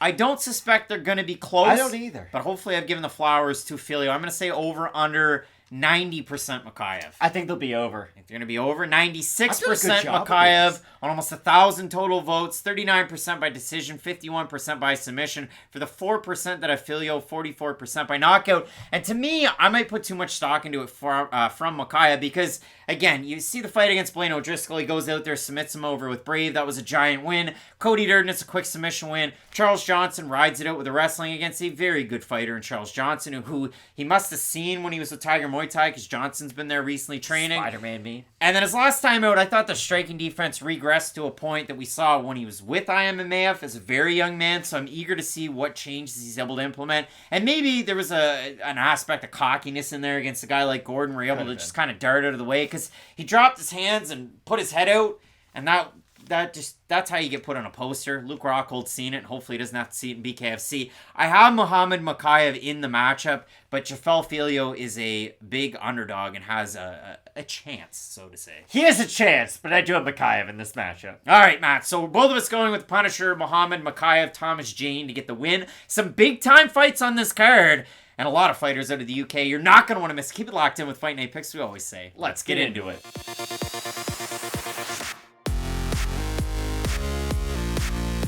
Battle of lightweight prospects looking to impress in their respective UFC debuts. We have Watford's own, the future Sam Patterson, taking on Red Fox, No, it's not Fred Sanford. It's Yanal, Ashmoz, and Matt. Coming up this weekend, these two guys, I mean, they have been very impressive as of late. And if you have a look at it, I mean, Sam Patterson, he fought on Dana White's Contender Series this past summer.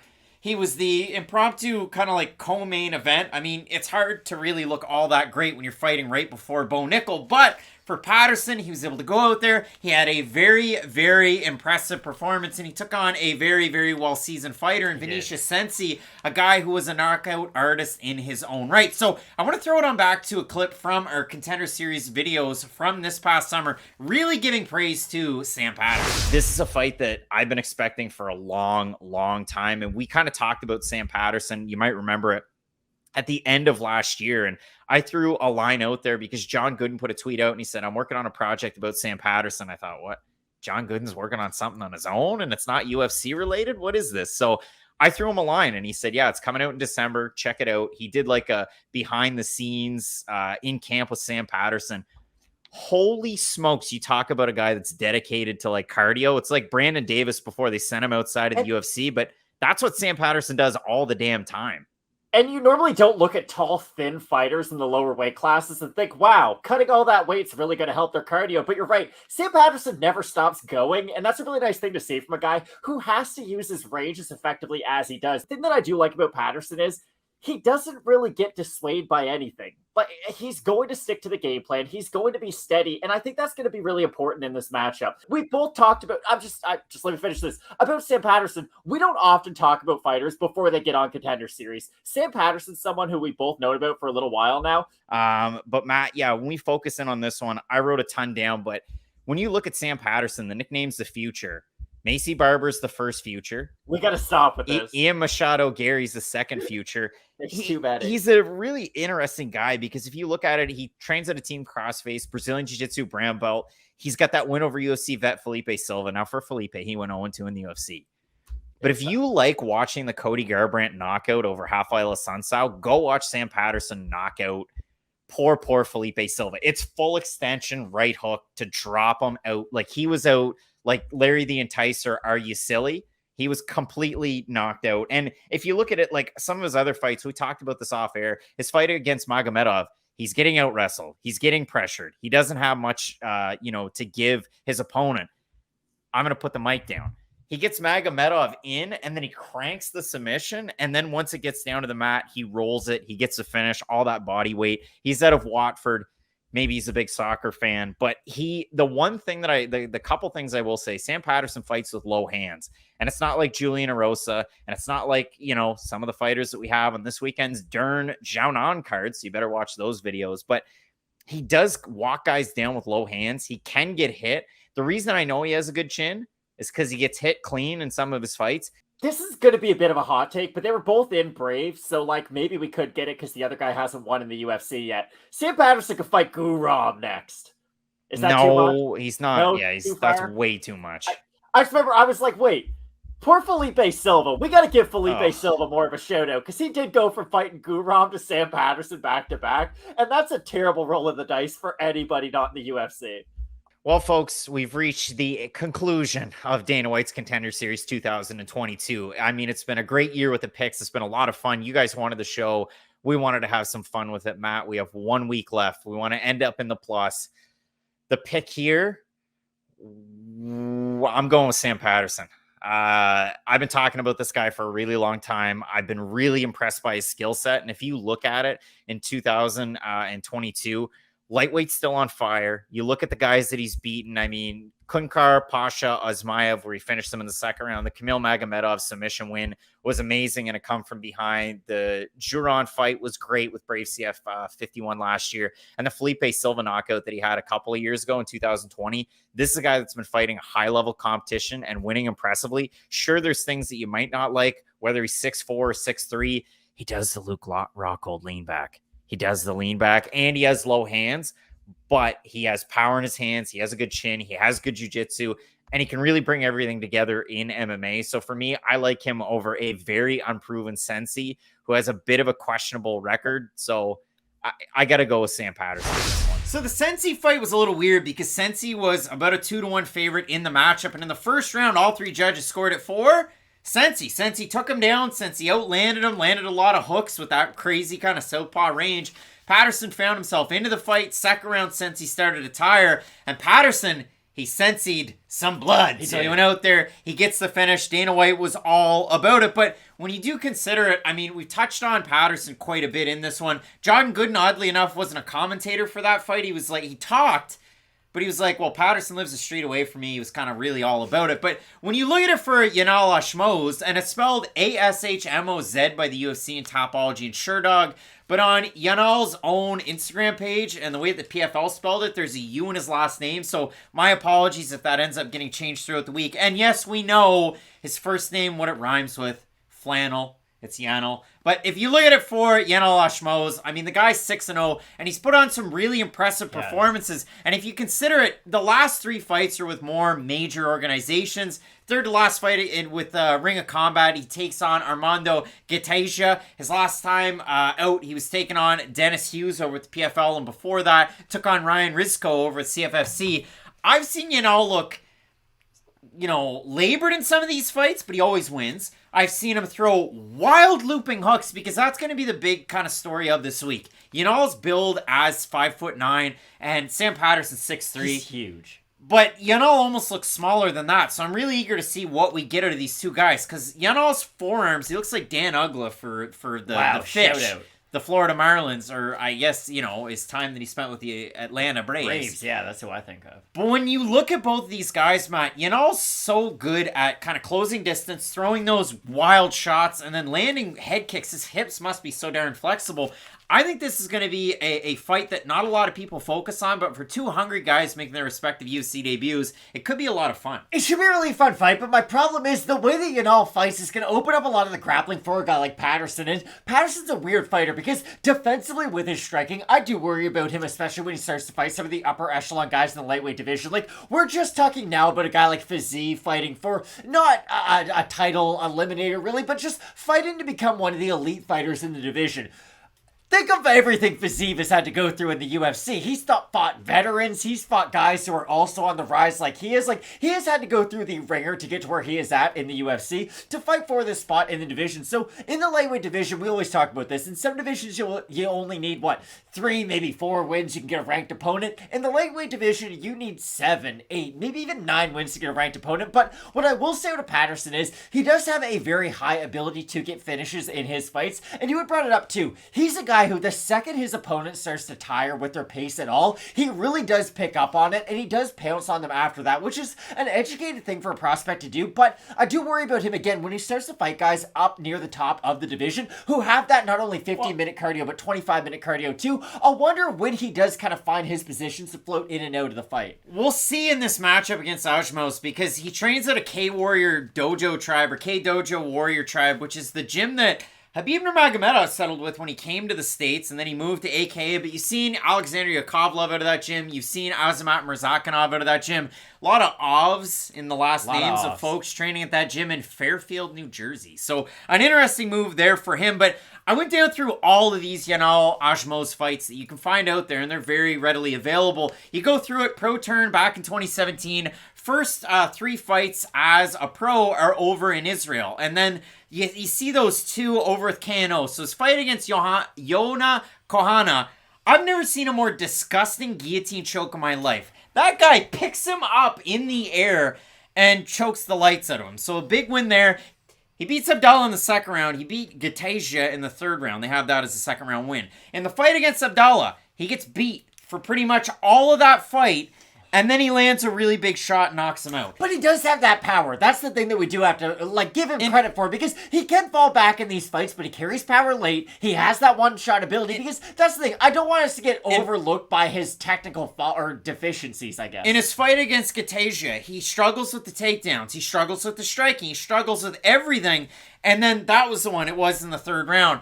Gaethje just kind of lets his hands go down just a little bit. Yanal's throwing wild for the fences. Yanal lands one shot with this side, and then he lands this wild overhand left, and Gaethje, like a sack of potatoes, hits the ground. And then in Yanal's fight against Ryan Rizko, Rizko's rinse and repeat with the takedowns, beats him in the first round, beats him in the second round, beating him in the third round, and then in the third round, that's where he ends up getting the finish. So you look at that one. I mean, Yanal is a finisher. I know all the wins until the Dennis Hughes fight are by finish. Hughes was taking him down a little bit in the start, and then Ashmoz was able to defend some of those takedowns, work his own striking. Ashmoz was a pretty big favorite at the start of that fight, about a 3-1. He gets the win, but the weirdest part about it is he's going to be a year to the day removed from his last win over at the PFL, and it's weird. You don't see a lot of PFL Challenger Series fighters end up in the UFC.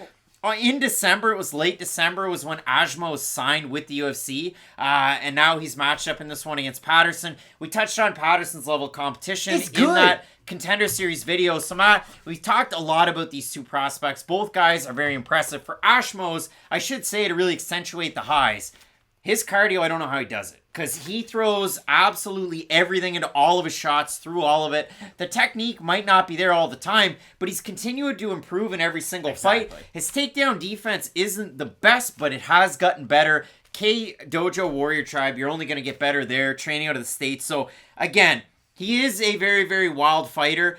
He can get beaten, but then he tends to rally back in a lot of these ones. I mean, Patterson is a pretty big favorite. We have a look at the Topology votes. Surprise how stare to you. I'm going to say over under 75% Sam Patterson. I think they'll be over. I think they're going to be over. They're over. So 835 total votes, 91% Patterson, 55% by submission. For the 9% that have Ashmoz, 58% by decision. Ashmoz could clip Patterson, and I don't say that as a like, oh, it could happen, but it probably won't. It could, because Sam Patterson can struggle, just waiting and waiting and waiting, and he's susceptible to getting hit. He's gotten hit big and clean in some of these other fights, but he typically tends to struggle with takedown defense, and I don't know if Ashmoz is going to incorporate that offensively in his game. So for me, I do like Sam Patterson, the straight shots to get through, for him to be able to pick his power shots. He does a really good job of landing like double up, triple up, jab, right hand. And if he takes him down. So I'm going to go with Sam Patterson in the fight, but this is a very exciting fight between a couple of lightweight prospects. It is. This is a weird fight, because I think if Sam Patterson wins, and I'm going to admit this right now, I'm going to have a higher opinion of him than I probably should, because I was quite high on him coming into the UFC, and I'm still quite high on him. I do expect him to win this fight, but this is going to be that learning opportunity that we often talk about. So if he does look good, maybe we don't learn a lot just based on where Yanal is in his own career, but I do think Patterson is favored to win this fight for a good reason. Matt, both of us going with the future. Ian Machado, Gary, no. Macy Barber, nope. Sam Patterson. It's an overused nickname. Got to pick a new nickname. A big-time fight coming up this weekend. A lot of prospects out of the UK on this card, taking place in London with two big fights up at the top. Gaethje taking on Fiziev, and then you have Leon Edwards defending that belt against Kamaru Usman. You're not going to want to miss. Keep it locked in with Fight Night Picks, we always say. Let's get into it.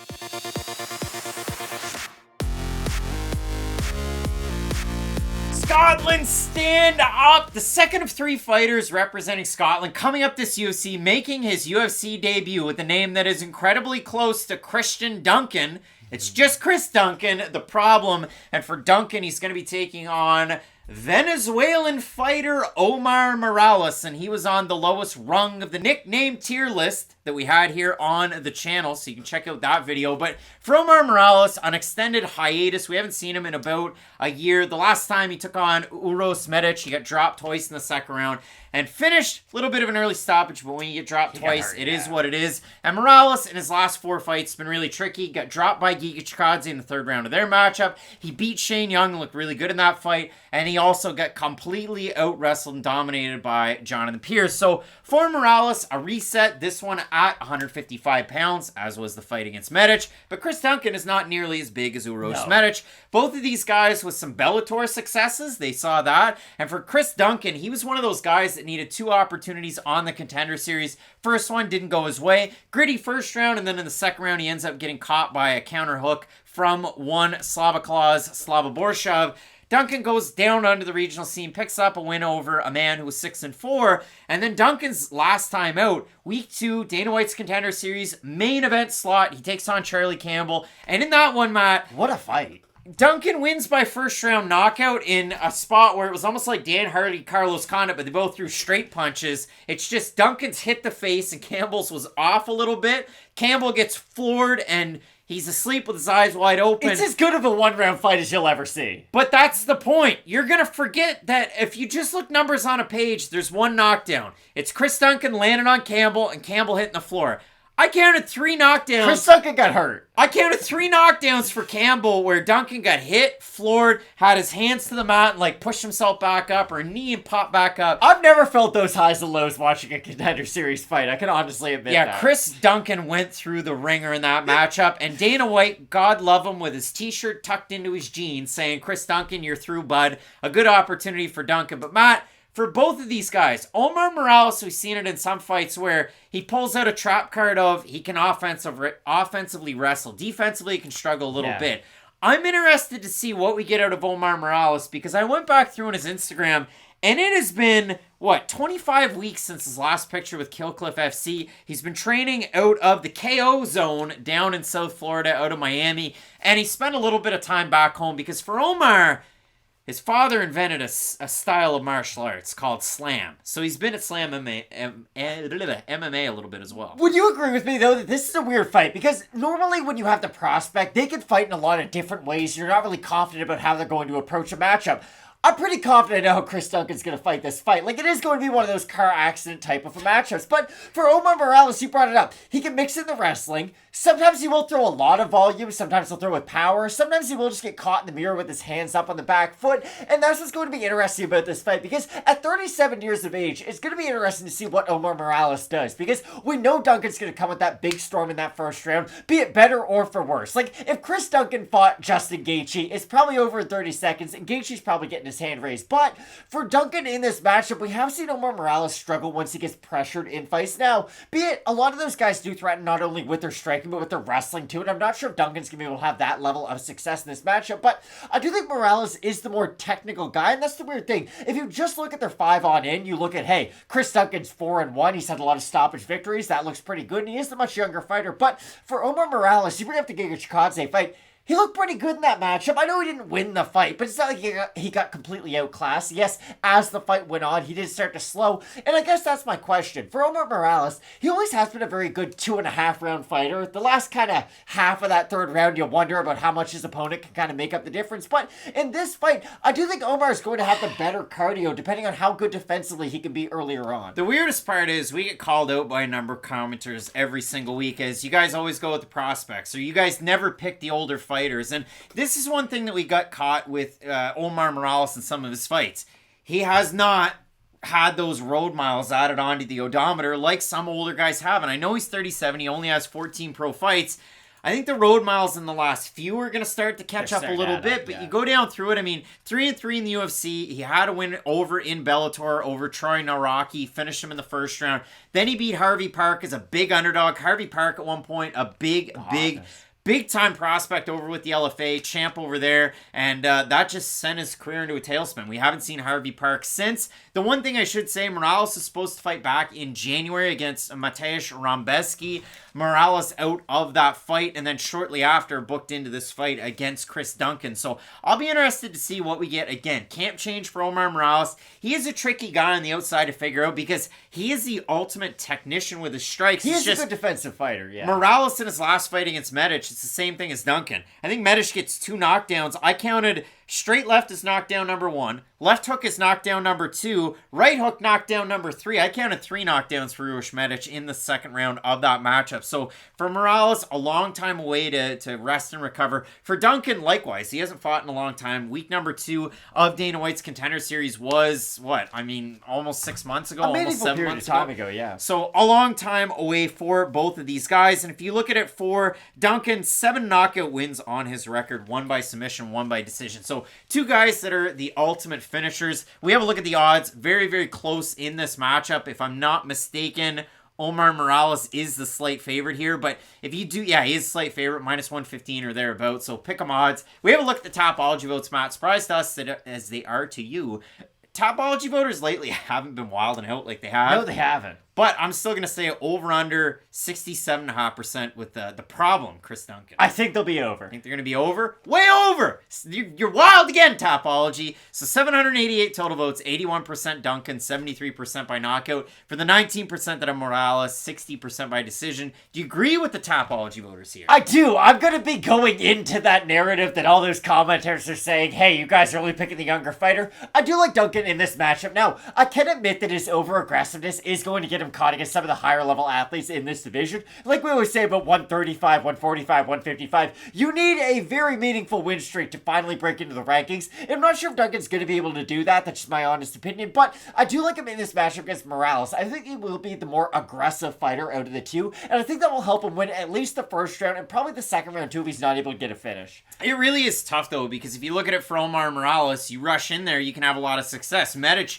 set it up in the first round, kind of was able to really plan away and go after that game plan in the second round. And for Morales in that fight against Medic was coming off the loss to Jalen Turner, and nobody really knew what we were going to get out of him as a fighter. I like Morales in the matchup, and I think he can kind of play coy, but somebody that can rush him like a guy in Chris Duncan, that could cause him all sorts of issues. So we're split on the pick in this one. I'm going with a guy whose nickname I don't necessarily love in the Venezuelan fighter, Omar Morales. Matt going with the problem, Chris Duncan. Let us know down below in the comment section who you have. Some big-time fights left on this card, including the title fight at welterweight up at the top, the trilogy matchup. You're not going to want to miss it. Keep it locked in with Fight Night Picks, we always say. Let's get into it.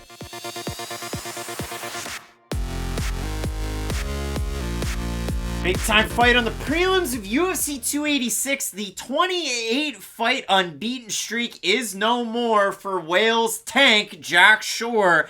And he's going to be taking on Mr. Finland, Makwan Amirkhani. And this is a really interesting fight because for Jack Shore, first fight at featherweight since 2017. He was the Cage Warriors bantamweight champ. He came into the UFC. He finished Nolene Hernandez. That was a performance bonus. And he's had some ups and downs, but mainly wins. And you go down through the record, he beats Hunter Azure by split. He then is able to get a win over Ludwig Sholinyan, where he just completely dominated that matchup. And then the last win before, of course, his loss to Ricky Simone, he goes out there against Timur Valiev and had him on skates at multiple points. The Ultimate Fighter Zone, Timur Valiev. But for Shore's last time out, a couple of things got him caught. He didn't have the wrestling advantage against Ricky Simone. He struggled with the fact that he tends to stand really straight up, throwing a lot of his boxing combinations. Simone was able to kind of pick all of that apart, have a wrestling advantage, hit that big time overhand that dropped him, and then from there, Simone jumps into mount, and then a mounted arm triangle, which was a really, really impressive win for Simone. So all of a sudden, Shore goes from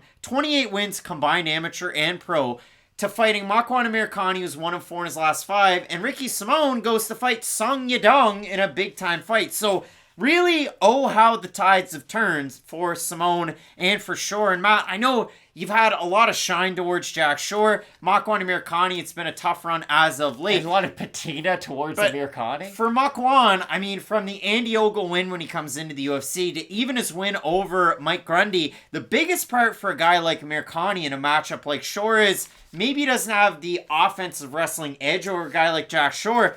But if you do look at it, look at all of the wins that Makwan has by the Darce choke or the Anaconda choke. He's got one against Tom Duquesnoy, one against Chris Fishgold, one against Mike Grundy the last time out. Like, those are just some of the guys that he has been able to beat that way, and Danny Henry is the fourth.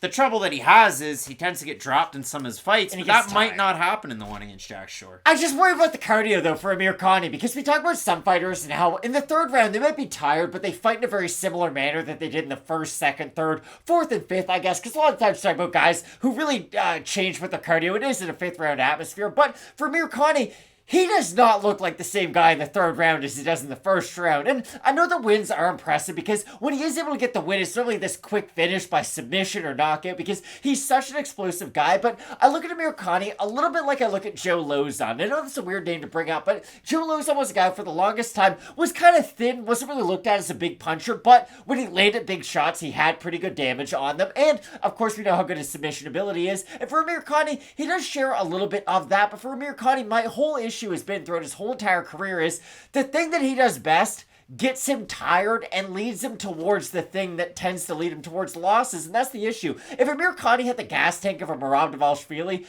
that's a bit of a cop-out. If anybody had the gas tank of Merab Dvalishvili, they would probably be the UFC champion. But you get the idea. If he had that type of a gas tank to where he could go out there and kind of spam takedown attempts to really try to get the fight to the mat, then I would love the style of Amirkhani. But my issue is, when he does go for a lot of those takedown attempts, when they are thwarted, when he is getting hit as a result, needing damage, he won't go for them as much. He'll start to reach a lot for the takedown attempts. He won't strike his way into it. And against a guy like Jack Shore, you're right. Will he have to worry about the long-range strikes? Not as much.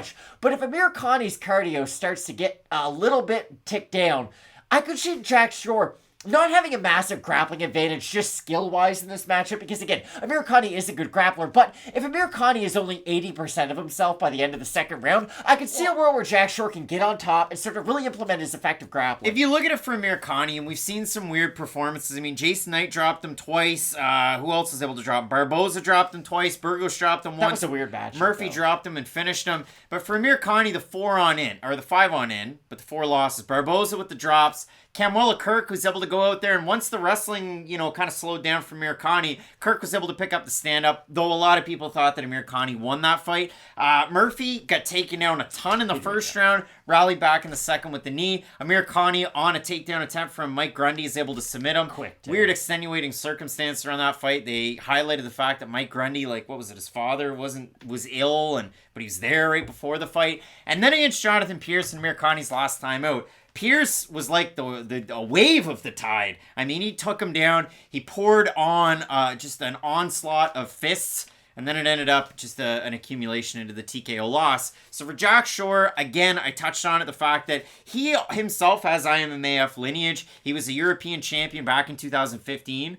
Might surprise you. It was a lightweight. He was able to win that at lightweight. Fought all the way through to bantamweight when he switched in 2018. Comes into the UFC as a bantamweight, but he has experience as a featherweight, as a lightweight. So eager to see physically how he matches up in this fight, because we saw a fellow prospect out of the UK in Nathaniel Wood have tons of success at bantamweight. Weight cut was too tough. Moves up to featherweight. Looked great in his featherweight debut in the UFC. But Matt, in this matchup, Jack Shore, giant favorite in the matchup. We have a look at the Tapology vote. Surprise us it is to you. I'm going to say over under 89% Jack Shore. I'm saying over. It's over. 945 total votes, 94% Shore, 62% by decision for the 6% that of Amirkhani, 54% by submission. Maybe there's a chance that Makwan Amirkhani wins by submission. I mean, hell, Alexa Grasso is a flyweight champ, and Juliana Pena beat Amanda Nunes. I'm going to say Jack Shore in the matchup, but for me, I like the consistency through 3 rounds. I like the boxing. I like the takedowns. And Jack Shore is a heavy guy when he is on top. Exactly. And for sure, I don't look at Amirkhani the same way I look at Ricky Simone. I have rose-colored glasses with Ricky Simone, though. But when I look at it for Jack Shore, 7 of his 8 submission wins are by rear naked choke, whereas Amirkhani's specialty is landing the Darce, rolling it into an anaconda. There could be some really tricky scrambles in this one. I do like Jack Shore in the matchup. I like Jack Shore too. I just hope we see a good version of him up at 145 pounds. Because again, first foray into the division, it is a very deep division too. So hopefully Shore does look good. Hopefully he matches up well physically in the division. But I also have Jack Shore in this fight. Both of us going with Wales' own Tank Jack Shore, fighting out of Shore Martial Arts Father's Gym. He got his Brazilian Jiu-Jitsu black belt from him. And Makwan fights out of the MA gym, the Makwan Amirkhani gym. So a couple of guys looking to get it done at featherweight. Some big-time fights on this card, Matt, including Marvin Vettori and Roman Dolidze. I can't wait for it. Make sure you check out the video. Keep it locked in with Fight Night Picks. We always say, let's get into it.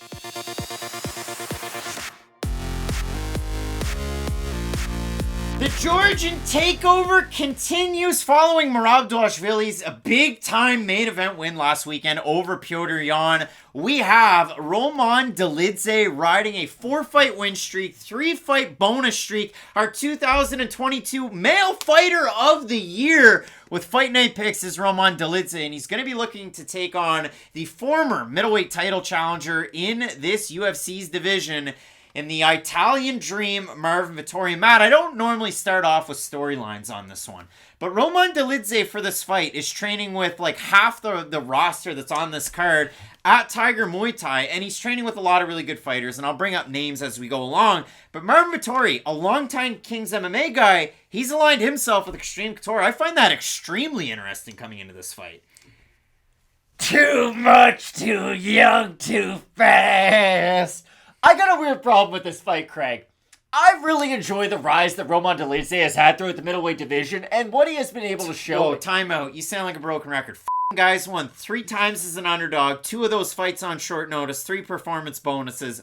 Fighter of the year, 2022. He could not have impressed me anymore last season, but This is a weird matchup for him. Again, we bring up the poster that we have to our right over here about how Anthony Smith was able to pull off the big upset over Volkan Oezdemir. He was a guy who was ranked in the double digits in the division, who was given that big opportunity to fight up against the number 1, number 2 ranked contender in Alexander Volkov. In Volkan Oezdemir. And for Roman Dolidze, he does find himself in a very similar position in this division. He looked great last year, he had a lot of promise, but this is a significant step up in competition between his recent string of opponents, and it will be interesting because Marvin Vettori, if you've only watched him since the pay-per-view against Adesanya and the fight against Robert Whittaker, then okay, maybe you don't have the greatest of opinion against or of him, but Marvin Vettori probably gets more shoutouts than any other fighter in this whole entire channel. And yes, I'm probably guilty of this, but Marvin Vettori is the guy who I bring up every single week. Yes, it's not me that's shouting him out.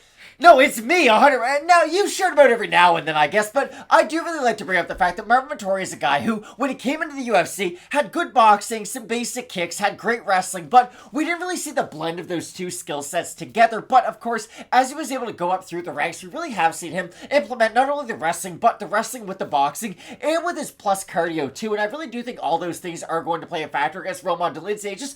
This is a weird fight because I would like to see Roman Dolidze. I know he's 34 years old, but in the middleweight division, you've got some time at 34. We saw Yoel Romero fight for the title in his 40s. So for Dolidze, it would have been nice to see him fight only maybe 2 spots up in the rankings, maybe 3 spots up in the rankings, because no matter what your opinion of Marvin Vettori is, we have seen him fight the majority of the top-level guys in the middleweight division. We know what he excels at, we know what his weaknesses are in, and we know he has lasting ability for 25 minutes, not only 15 minutes, and I do think Dolidze is really going to struggle with the pace of a guy like Vettori. And that's going to be the weird thing about it. Now, I thought all those holes were kind of shored up for Roman Dolidze because he was a guy, WWFC, he was a champ over there, light heavyweight champ, and his striking was wild, but that's what got it done. He comes into the UFC, fights Hadley at light heavyweight, and he beats him, showing those skills. And then he takes on John Allen, and it was a little bit of a puzzling fight. Now, Dolidze wins by split, but he was in positions. He was at Extreme Couture at that time where he was like, okay, coach, you like this, coach? Like, hey, coach.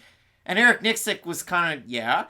So it was a bit of a weird one. Dolidze wins, so what? Now, at this point, I'm going to be a middleweight, I'm going to be a light heavyweight, nobody knows what's going to go on. So then he drops down to middleweight and he fights Trevin Giles. And he got caught in that a little bit, and he slowed down a little bit. And I just remember, like, Giles out there pumping that jab, and Roman's kind of eating the jab as the fight goes on. But since he started to win, he's kind of gone back to the Roman of old. And this is the craziest part about it, Matt. Roman Dolidze is our 2022 Fighter of the Year on the channel and the award show. People wanted Dolidze to win Submission of the Year over Jack Hermanson with a calf slicer. Fair? He didn't even fucking win by submission due to a calf slicer. Well, he sliced his calf and knocked him out. Or won by TKO. It was close. So for Dolidze, again, the Kyle Dawkins fight, he goes balls to the wall like he used to with WWFC. The fight against Phil Hawes, he does the same thing. And then against Hermanson, first round, it's a little bit of back and forth. Second round, Dolidze of old. I just wonder, again, now the tricks are out. You've switched gyms, and Marvin Vettori's probably making friends with Sergey Spivak and Chris Curtis and boys. Is Roman Dolidze Javi Baez with the Mets? I know that's a weird comparison to make, but Javi Baez was a guy who was very talented with the Chicago Cubs, but after they had won the World Series, people noticed there was a weird hitch in his swing, and they did start to notice weaknesses in his game. Now, he went to the Mets, it was really good for them, to his credit. Now, was terrible with the Detroit Tigers last year, but I think for Dolidze, it is odd, because again, he has obvious strengths and weaknesses. Do you know what the one X factor in this fight, though, is that I think Roman can have a lot of success in? He lands damaging shots from weird angles. When guys are close to him, again, the Kyle Dawkins knee is an obvious example of it, but of course, he has great dexterity, not only in his hips, but his arms too. Well, and he can make you pay when you think your head is defended. And Marvin Vettori is a guy who has great wrestling, but he will get caught in some of those just holding his opponent up against the cage spots. And if he does that against Dolidze is one of the rare few who is like Travis Brown, to where, okay, when he's defending a takedown, he's a legitimate threat from that position too. So that's why I think this is such a fun fight. But I did play my hand a little bit. I just think Dolidze needs a couple more fights before he's really ready for some of these elite guys in the division. Dolidze's ranked 8th in the division. Vettori's ranked 4th. And if you look at the 3-fight sample size for Vettori, the last 3 have been kind of tough, and you almost have to think he didn't look bad against Adesanya, though. I think that's fair. He's got to reinvent himself a little bit. Against Adesanya, he was kind of chasing missing a little bit, and maybe there were points that were good. The fight against Paulo Costa, he wins at light heavyweight, and it was a banger, but His cardio looked good. Paulo Costa brought it, and then the fight against Robert Whittaker, he couldn't figure out the distance at all in that fight, and Whittaker had a ton of success. Whittaker even took him down, but you look at it, 4 main event slots for Vettori, Hermanson, Holland, UFC 263 against Adesanya, and then against Costa, 2 co-main event slots, 1 against Whittaker, that was UFC France, the last time we saw Vettori, and 1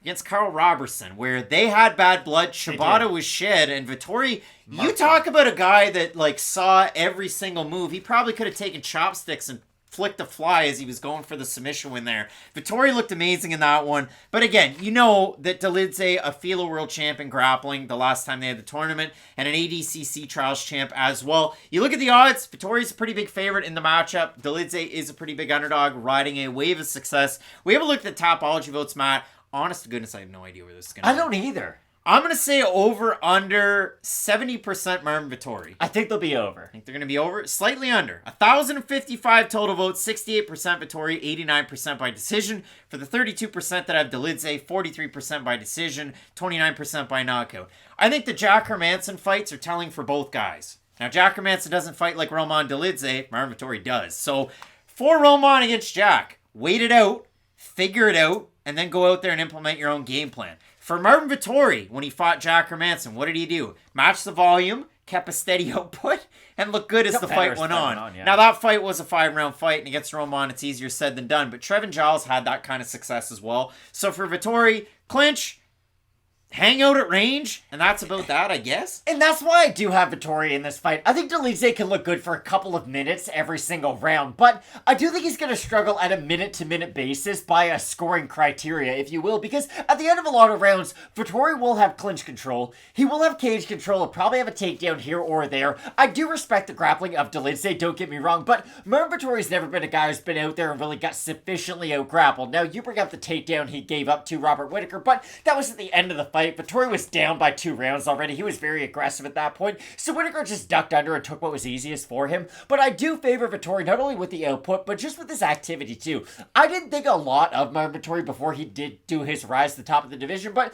I've been sadly impressed by what I've seen. And he's kind of turned into, I don't mean this in a disrespectful term whatsoever. I mean this as a huge compliment. He's coming to Derek Brunson. You know, if you beat Marvin Vettori, you might be ready for a title shot. You're probably ready for a title shot, but you're definitely one of the elite of the division. So if Dolidze is able to spring the upset this weekend, I would be very surprised, but I do have Marvin Vettori. Old friends become strangers. New friends become dangerous. Never does it ever let me down. Tell me you have real friends. Tell you have real friends. Matt, I don't like the guy that sings that song, but Roman Dolidze training with OFC middleweight champ Daniil Prikaza and Dmitry Arshkev, some really heavy hitters over there with Tiger Muay Thai. People get mad because I was on the Dolidze train coming into the UFC. Give me the big underdog, Roman Dolidze. If you're going to look at the piece of paper to remember their name. I'm back on. To remember Tory Lanez, the guy's an absolute that is the song. I just mean to remember the guy.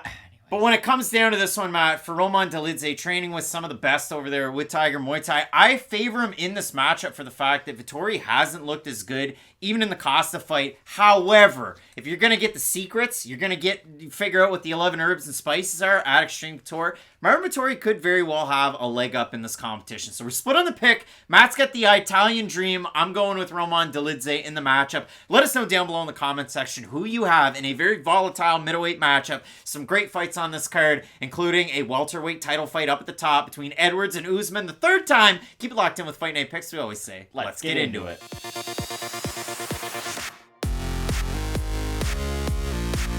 Erin Blanchfield might have won the fan support with her wins over Molly McCann, and then of course Jessica Andrade in the recent main event slot of the Fight Night. But when you look at it for Casey O'Neill, she was that original. She was that one that everybody was all excited about. Casey O'Neill, long-awaited return, just over a year on the shelf. And King Casey's going to be taking on former title challenger Jennifer Maia. And for O'Neill, her last time out, technically she took on a former title challenger. Or title fighter in Roxanne Modafferi. Modafferi's retirement fight, Casey O'Neill's coming out party. And in that fight, Casey O'Neill set a UFC flyweight record, women's flyweight record. She went 229 to 120 in significant strikes. And Matt, in that fight, Judge Robert Alexander scored it 29-28 Roxanne Modafferi. I don't know what fight Robert was watching. Not the same one I was. He also scored Vandera Arlovsky for Vandera. He was the only one that scored it that way. But when it does come down to this fight, Matt,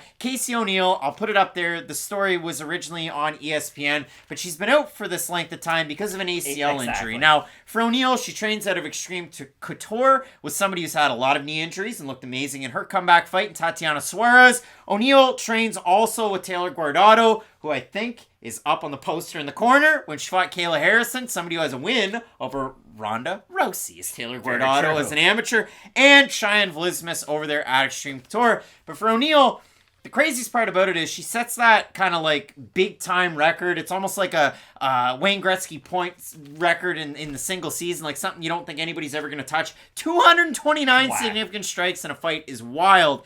But for O'Neill, she's not even known as a striker, so that's kind of the craziest part about that last performance against Modafferi. It was really nice to see, and of course, significant strikes do take into account ground strikes, and that's what Casey O'Neill is so effective in. But of course, that's been the nice thing to see out of Casey O'Neill throughout her career. When I think of Casey O'Neill in my mind's eye, it's, hey, get people to the ground, get in side control, get in full mount, be that grabby fighter. But to her credit, she's one of these fighters who has been able to improve on the part of her game that you don't often see as much of, and that's what I see out of Casey O'Neill, because not that the striking has caught up to where the grappling is, because I still feel like the grappling is at the forefront of her game, because Casey O'Neill's an interesting fighter. People have brought this up throughout years now, but how in women's MMA, there's a lot more head and arm throws than there are traditional takedowns, but Casey O'Neill has great single leg and double leg takedowns, and I do think that really helps her in this fight. But I know you like rap music, Craig. You know I like rap music. I'm a big Future fan. My guillotine, drink from Meldocene. I think the guillotine of Jennifer Maia is going to be... What are they putting in their drinks, Matt? From Meldocene, which is... They put promethazine in their drinks. That's not how Future says it in the song, Craig. Come on now. My whole point is, for Jennifer Maia, I'm going to be really confused, or at least intrigued to see how are her defensive submissions going to look in this matchup, because if she's not able to keep Casey O'Neill at bay with her striking, and that's been the weird thing about Jennifer Maia, is she a bad striker?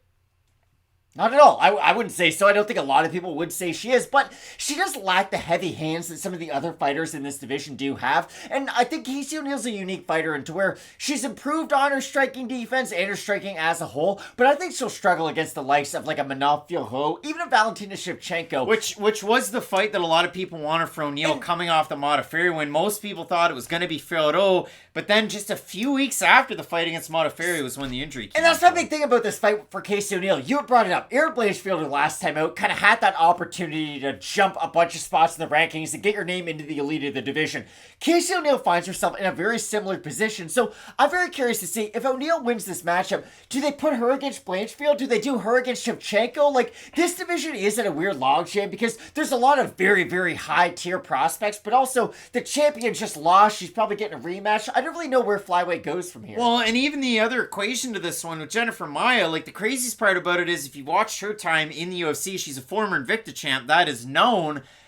But if you like put $1 on every Jennifer Maia fight, and I don't recommend that anybody does, but I'm just saying it this way, she's 5-5 in the UFC. She's been a favorite twice in the UFC. Once against Jessica Ai and once against Roxanne Modafferi. So it's kind of crazy to see. You've been an underdog 8 different times, and you've been able to win out on some of these fights. Maia was an underdog her last time out against a great volume striker, Marina Moroz, and Maia was able to go out there and utilize really good boxing, because what does Jennifer Maia do? Not throw a ton of kicks. She'll throw a leg kick, reset, get back into that really high guard. But that high tie stance just opens up her boxing combinations. So I'll be eager to see if O'Neill's able to go out there and flow in her combinations like she did the last time. Because her head didn't move a whole lot. She did kind of dip over to the left quite a bit after combinations and before as well. But O'Neill looked amazing her last time out. She's looked really, really good in the UFC. She's favored in this fight, although she's been out for a very long time. And I mean, even the O'Neill lineage, her dad Cam with Eternal MMA, don't want to make the mistake of calling it the other organization over with Hex, but even her sister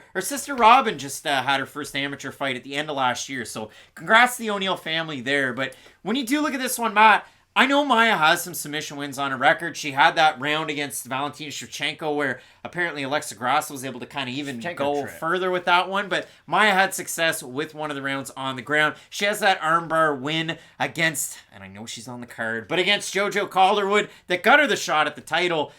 I don't know if Maya has the same ground game as Casey O'Neill. I wasn't necessarily, and I've said it before, sold on O'Neill's ground game coming into the OC because she'd either get taken down and then she'd kind of scramble into a favorable position and win.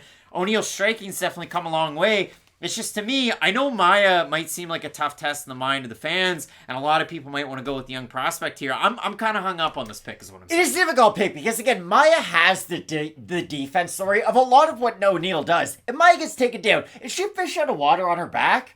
Not at all. So I do think Maya is going to make this a very interesting fight. And for O'Neil, it would be nice if, okay, she gets the takedown and then gets tested as a defensive grappler from the top position. Because when she does fight the Alexa Grassos of the world, the Aaron Blanchfields of the world, the Valentinas of the world, that's going to be a pretty big part of the game and of the fight. So I think this is a great fight to just figure out how good a fighter like Casey O'Neill is. Now, I will say this, a weird fight to bring her back on off of an ACL surgery, because normally a fight like that, and this is what I don't like with the UFC, I say this all the time. In boxing, people like to discredit kind of warm-up fights, but the good thing about a warm-up fight is, okay, you get that under your belt, you kind of get adjusted to your body, and then we give you the difficult matchup. I know people love the UFC for this fact, and again, I love it too for this fact, but for O'Neil, if you're in her camp, you probably want her to take not an easy fight by any means. I don't want my words to get misconstrued, but you get the idea. Again, you don't want to take Jennifer Maia next and then kind of figure out how good you are, but I do think her wrestling is going to be a big X factor in this matchup, because for as good of a grappler as Maia is, she has good striking, great jiu-jitsu. It is the wrestling that she can struggle with. Well, when it comes down to it, O'Neil is slightly favored in the matchup. We have a look at the Topology votes. Matt, surprised us there. You? I'm going to say over under 80% Casey O'Neill. I think I got my first one wrong the last time out, and I'm a little bit rattled over it. I do have Casey O'Neill, and I think it'll be over. You think it's going to be over? It is over. 932 total votes, 87% O'Neill, 81% by decision, 13% have Jennifer Maia, 82% by decision. I don't vote on Topology. I'm in the 13%. I think Jennifer Maia wins a decision in this fight. I think she waltzes around on the outside and lands boxing combinations. Casey O'Neill continues to get better, and even with the injury, she will have gotten better. The men and women at Extreme Couture are incredibly good at sharpening iron. I don't know if they do knife sharpening up front. You ever seen Francis Ngannou wrestle after he couldn't due to whether an it's injury? Nick Sick, whether it's Chris Curtis, some of the veterans at that gym do such a good job at prepping people for the fights. And for O'Neill, I think she has an offensive wrestling advantage over Jennifer Maia, and that's where she can really capitalize on. I like the boxing of Jennifer Maia. I went with her against Moroz, and I felt pretty good about it. I'm going to go with her here in this matchup. I like the volume striking of Maia in this matchup, but I just think the wrestling defense ever is going to be such a detriment to where that's why I picked Casey O'Neill. I don't know if she'll get a submission or a TKO win, nothing like that, but just being in that top position normally does win you the round, and for those reasons, I do Casey O'Neill. But again, this is that big step up in competition to finally prove how good of a contender you are. So if you beat Jennifer Maia, then it's off to the races. Flyweight matchup coming up this weekend. We're split on the pick. Matt, a big time card, including the next fight. Gunnar Nelson's taking on Bam Bam Brian Barberena. Should be a great one. You're not going to want to miss it. Keep it locked in with Fight Night Picks. We always say, let's get into it.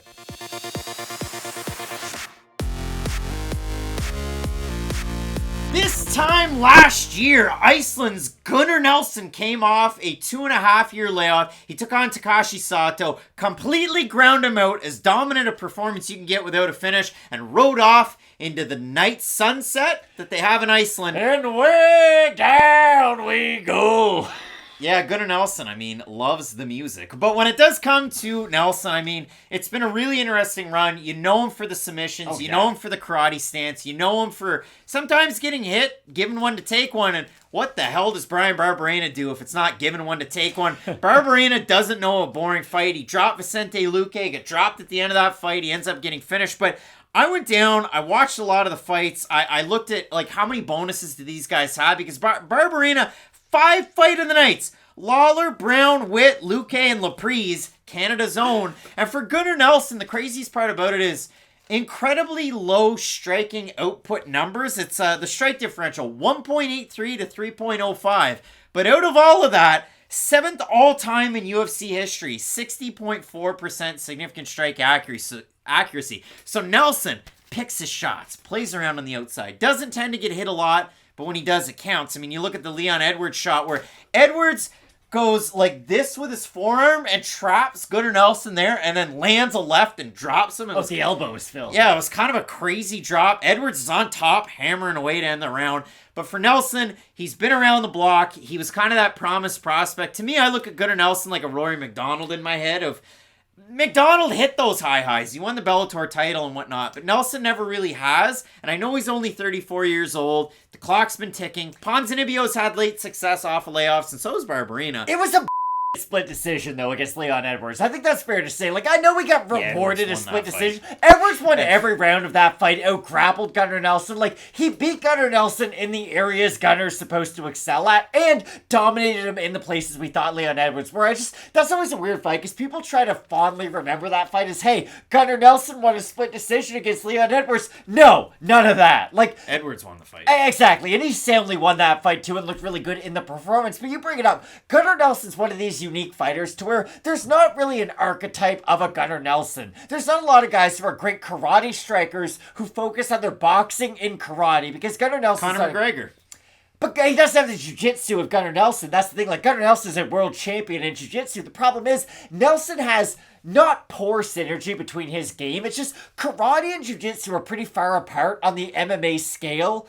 And it's weird that those are the two things he excels at, because there is a lot of it in between that he can struggle with. If you were a volume striker, you get on the inside of Gunnar Nelson and pound away at his body, go to his head too. Like you bring up, he's an accurate striker, so he can sit down on some of his counters and really make you pay when he lands. But I think this is a weird matchup for Gunnar Nelson, because when I initially saw, Brian Barberena coming in on short notice, I thought, Gunnar Nelson's going to win this fight without a doubt. But the more I thought about it, Gunnar Nelson's not a guy who does extremely well in those ugly kind of fights. And you bring it up, Brian Barberena would have an ugly fight with basically anybody on the face of the earth. So I think that's just a really fun fight for Gunnar Nelson to come back to, because we will learn a lot about him. Brian Barberena, a trash can, and an alley cat. Who wins?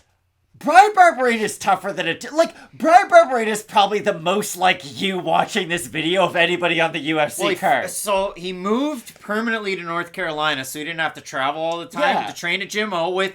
We've talked about Jim O a lot. Exactly. I mean, Impa Kasanganai's trained out of there for a bit. Look at his faceplant knockout over at the PFL. Impa's back.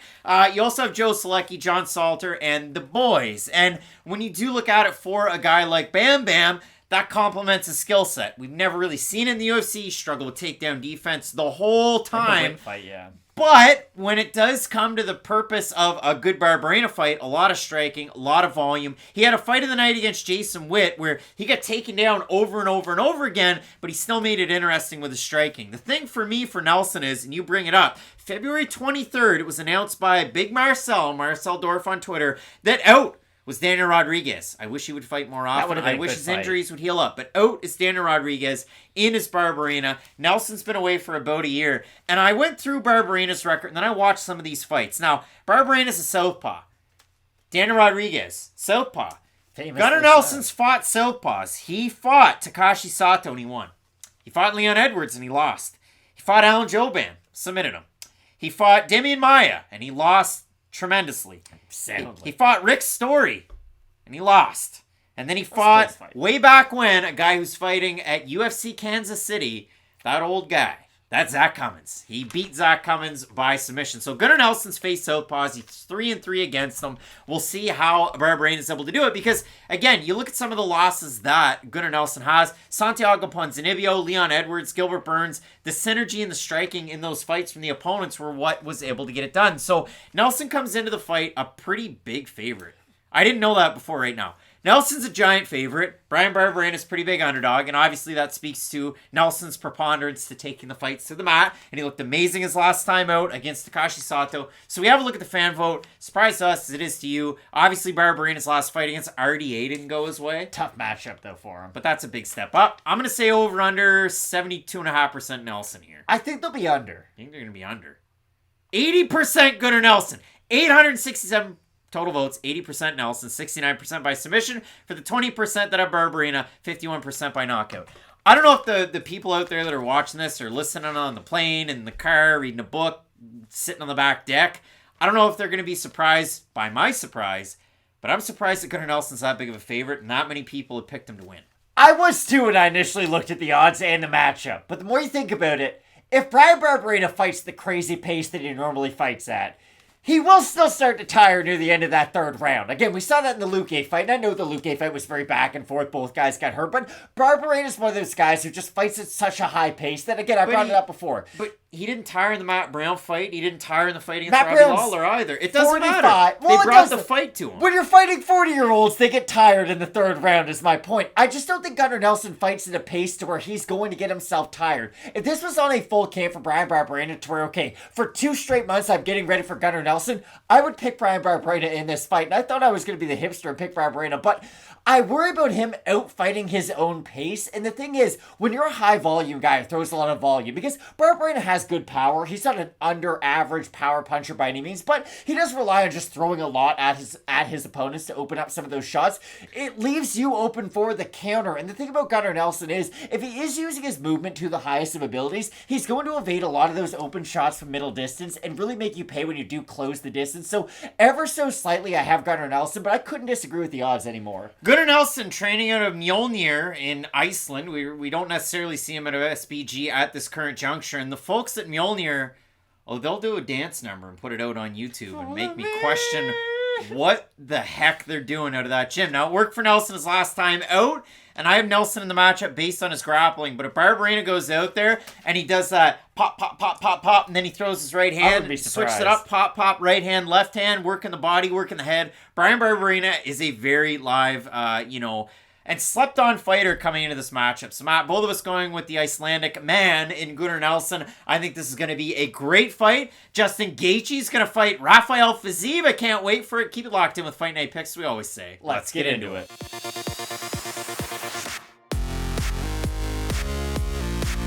An absolute banger in the co-main event, UFC 268, a possible fight of the year on paper. We have the highlight, Justin Gaethje, former World Series champ, former multiple-time Fight of the Year winner in the UFC. Gaethje welcoming Rafael Fiziev to the Octagon in London. And Matt, for Fiziev, I mean a guy whose record would be unblemished, if not for his UFC debut against Magomed Mustafayev, where he gets finished. So in Fiziev's wins, he's won, 6 straight? 5 of those have been bonus worthy, and you look at it. He beats Mark Chikasi in a fight of the night. He finishes Moicano, fight of the night against Bobby Green. He knocks out Brad Riddell, and then he knocks out Rafael Dos Anjos in the 5th round of their matchup. That was back last July. Fiziev impressed the masses because the only knock that we could find, everybody's forgotten about the Mustafayev fight. The only knock was, but his cardio in the 3rd round against Bobby Green. His output was very consistent in his last fight against Dos Anjos, so much so that in that fight, 2 of the 3 judges had scored 3 rounds going into the 5th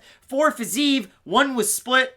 First 2 rounds Fiziev, the next 2 for Dos Anjos, but Fiziev was able to go out there, put it on, and then when he landed those nice 2 shots, drops Dos Anjos, the referee was, whoa, it's pretty well over. So a giant wave of success for Fiziev. The bonuses for Justin Gaethje, 6-4 since he came over to the UFC, fought Michael Johnson, fight of the year, just right off the bat. He's 6-4.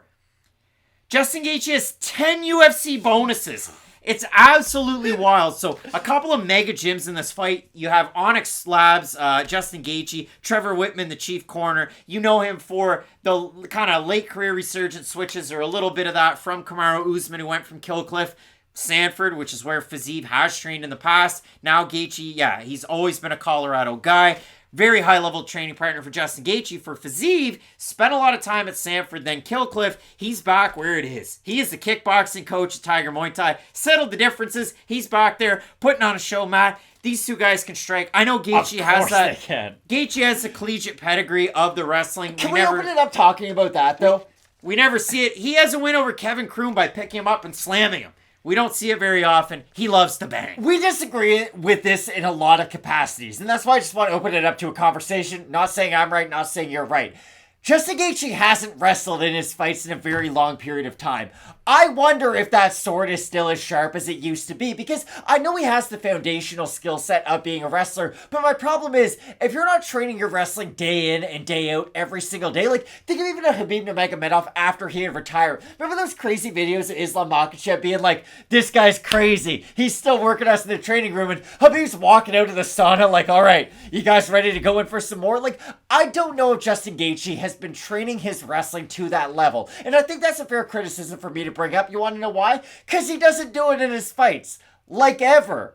And that's the problem with Justin Gaethje. I know it is a popular thing to do to bring up his wrestling background.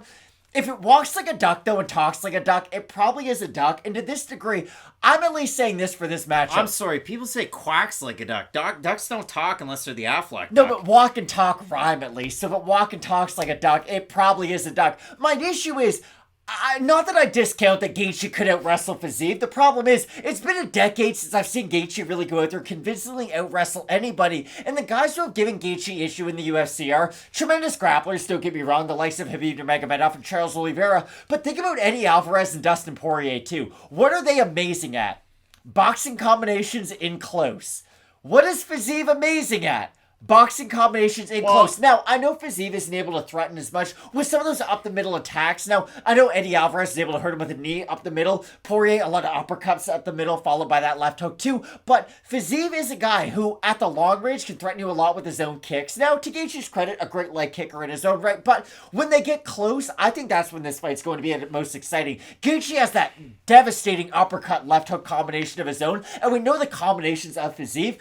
I just don't know how this fight can't deliver. Like, I'm as excited for this fight as I have been for any fight. And you brought up examples for Gaethje. The prime example for Fiziev is you saw it against Renato Moicano. Moicano's going out there throwing that leg kick like Justin Gaethje. Fiziev closes the distance in tight, pop, pop, drops him. To the body. The craziest part about this fight, though, Matt, is for Fiziev, we know that he can get these wins. He can outlast some of his opponents, which is a surprise because of that Bobby Green fight, and I saw some of you on YouTube referencing that. For Justin Gaethje, though, it's utilizing his toughness. And I thought, what's the toughest position to play that's out there in a sport?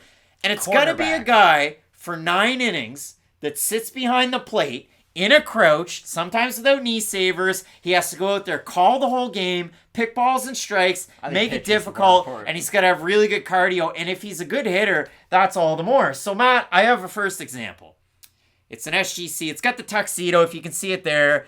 This is the prime. This is the card that people want. It's a Yadier Molina rookie card, and I absolutely love it. It was a really good pickup. But then I thought, Matt, Yadier's a prime guy like Justin Gaethje. He was able to do it for so long at a high level. He went there in 2011, won a World Series, and then he went on a slow decline. I've got another example, though, Matt. This was given to me for Christmas. It was given to me for Christmas. It's a Blue Jays reflective. It's a Buck Martinez, Matt. And Buck Martinez... You can't be a has-been if you never were, Craig. No, this isn't has-been. That's not where I'm going with it. This is about toughness. Buck Martinez got slid into at home plate in the 70s. His leg was broken. He got that out, and then he threw it down to third base and got a second out. That's how tough Justin Gaethje is. He's a broken leg throwing to third base and getting the second out. Gaethje is that guy. And I go back and I watch his fights, and he gets rocked and he gets back in and he gets this and that and the other. You watch his fight against Charles Oliveira, 9 seconds in, first straight right from Oliveira, wobbles Justin Gaethje. And then after that, what does Gaethje do? Drops Charles Oliveira once. The second time, he wobbles him to where Oliveira's wobbled, and then he sends himself to the mat to then try and bait Gaethje to come in. But you look at the knockout finish, it was the right hand that drops Gaethje, the delayed kind of hands drop, and then it ends up Oliveira's kind of in that sideways position, and he really rolls himself into the submission. Gaethje struggled at the UFC level against some power punchers, but you look at the all-timers. You look at some of the wins that he has. I mean, the Chandler win was wild. That was a fight of the year back in 2021. His win over Tony Ferguson, he just put it on him. The Barboza one was wild. The Barboza fight was wild. The Cerrone fight was quick and it was over, and the James Vick fight wasn't all that competitive other than those long-range prodding kicks from James Vick. But for Gaethje, the big question mark is we've seen Fiziev not lose any zip on the speed out of some of these shots. We've seen the power still be there. Can Gaethje, at this point, even though he is highly ranked, he's fought for the title twice now, can Gaethje match the speed of a guy like Fiziev and make his power count to kind of back Fiziev off? I'm so happy you brought up the speed. I look at this fight very similar to how I looked at the third fight between Max Holloway and Volkanovski. Max Holloway is one of the best fighters in the world to this day, but Volkanovski figured out, if I have any advantage between us, it's in the hand speed. So what am I going to do? When I get on the inside, I'm going to plant my feet, because at that point, it does become more of a hand speed problem than it does a mixed martial arts issue. And for Fiziev, I do think he has has that type of fight IQ to where he can get the fight to where he can succeed at. But the thing is, Justin Gaethje doesn't care about any of that. Like, Justin Gaethje is Yordan Alvarez in MMA. You're ahead by 2 runs. There's 1 guy on base. There's 2 outs. You're not worried about anything. And then this guy for the Houston Astros doesn't even play a position in the field, comes up to the plate and hits a nuke 500 There we go. feet. You call in Air Yordan. You call in Air Yordan. So, again, Justin Gaethje is kind of like Air Yordan. The thing that he does well, he does supremely well. I just worry about all the in-betweens. All right, Matt. So we have a look at the odds. Fiziev is heavily favored. We have a look at the fan vote. But, Matt, this one is a little bit different. I said it earlier. We threw out a couple of them to you out on our YouTube channel, and you guys do a great job of showing up in the community section all throughout Fight Week. We throw out polls, all sorts of great stuff. Almost 1,000 total votes, 65% going with Fiziev. The top commenters that are out there. We got one, Justin likes to stand and trade, but I don't think Fiziev will go that route. Maybe a takedown, perhaps? I don't know. Mr. Face, I think this is just the kind of fight Justin wins. That's my gut as of right now. Let's try and find somebody else that we don't see very often. Konstantinos is saying Fiziev will make him look like a bum. Well, that's very rough. And Spinning Back Fist saying should be Rod Tang. I think Rod Tang will match up very well in this fight because, listen, I mean, Demetrius Johnson's just going to take you down. But these guys, they won't. So, Matt, throw a flying knee into an overhand. The fans are going with Fiziev in the matchup. I tip my hand a little bit. I'm going with Fiziev in the matchup as well. If it's just a stand-up battle, I think Fiziev can get the win. I haven't seen Gaethje go for slams, and that's the craziest part. I said he slammed Kevin Kroom. That was Gaethje's pro debut. But not that long ago, when he's taking on Khabib, when he was taking on Charles Oliveira, I had to cleanse my palate from all the wild fights. And I really talked about it a lot on this channel. I went back and watched amateur Gaethje fights. I watched the start of his fights before World Series. And he was doing that. He's picking guys up, throwing them down, landing ground and pound. He wasn't the brawling type of striker that we've seen kind of get him up to the top. So I'm eager to see if Gaethje at some point goes to that because that's going to be a weakness for Fiziev, even though he's shown better takedown defense as his career's gone on. To me, it's like, can Zach Greinke go back and throw 97 again? Probably not. Bet you didn't think this was going to be a baseball Exactly. video. I just think Gaethje, too much of the skill set has eroded at this point, and I do worry about him eating the shots from Fiziev. Again, you bring it up, and for just cause. Fiziev gave you question marks as to where his cardio was throughout his UFC tenure, but the way he was able to go out there and finish Brad Riddell, and I know a lot of guys here might not think the most of Brad Riddell. He had been finished a number of times by the time he had, or was done his UFC tenure, but the way Fiziev finished him was not just by the kick. It was by outthinking him, and I think that's something that goes unnoticed a lot in MMA. Fiziev is not only a guy who has great knockout power, great hand speed, he's a smart guy for MMA too, and I think he does think about the game of MMA, and for those reasons I have Fiziev. A good opportunity with Justin Gaethje is a pretty big underdog looking to right the ship. Matt, just like Buck Martinez now, I'm saying, get up, ball! For Rafael Fiziev, and if people don't know me, a little inside baseball, I do a Buck Martinez, an actual impression all the damn time. We're both going with Adaman in the fight. Matt, in the main event of the evening, the trilogy, the be-all, the end-all, the man who they were calling the GOAT, Kamaru Usman, looking to win back that belt against Birmingham's own Leon Edwards. You're not going to want to miss it. Keep it locked in with Fight Night Picks, we always say. Let's get into it.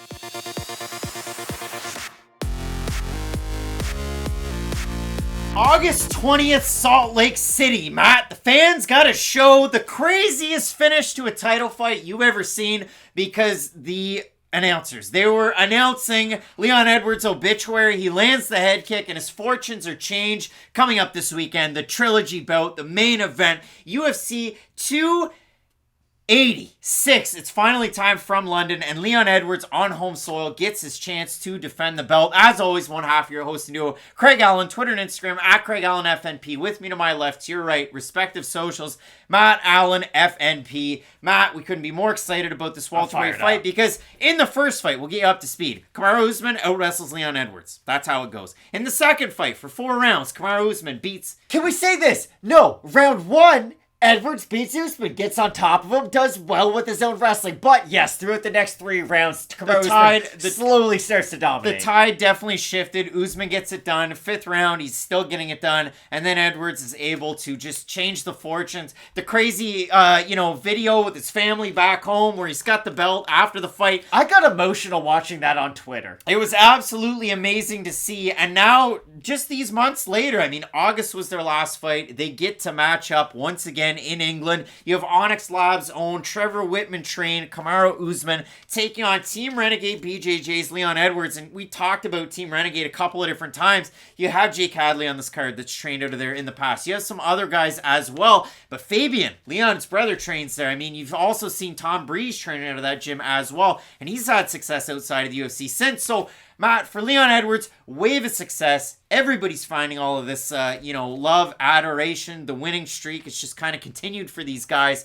And now you come into this matchup where the seeds of doubt have crept in. And for Kamaru Usman, going into that fight with Leon Edwards, it wasn't like, okay, I'm just going to keep defending the welterweight belt. A lot of people are starting to say Usman's better than Georges St. Pierre. He's the greatest of all time. By a lot, it was like a lot of Dana White. No, and it was a lot more than just Dana White. It was the if conversation. If you know, you know. And Edwards, it wasn't middleweight. It could have been light heavyweight. For Usman, it wasn't middleweight. It could have been light heavyweight. A lot of things were setting themselves on the path. And for Usman, too, I mean, he's already been credited as an actor. It was starting to get a little bit crazy, kind of like Adesanya when he fought Jan Blachowicz, and Usman didn't even have to switch a weight class for that loss. I don't know a lot about hockey, but I can bring up a lot of basketball examples. Do you know what I start to worry about with a guy like Kamaru Usman?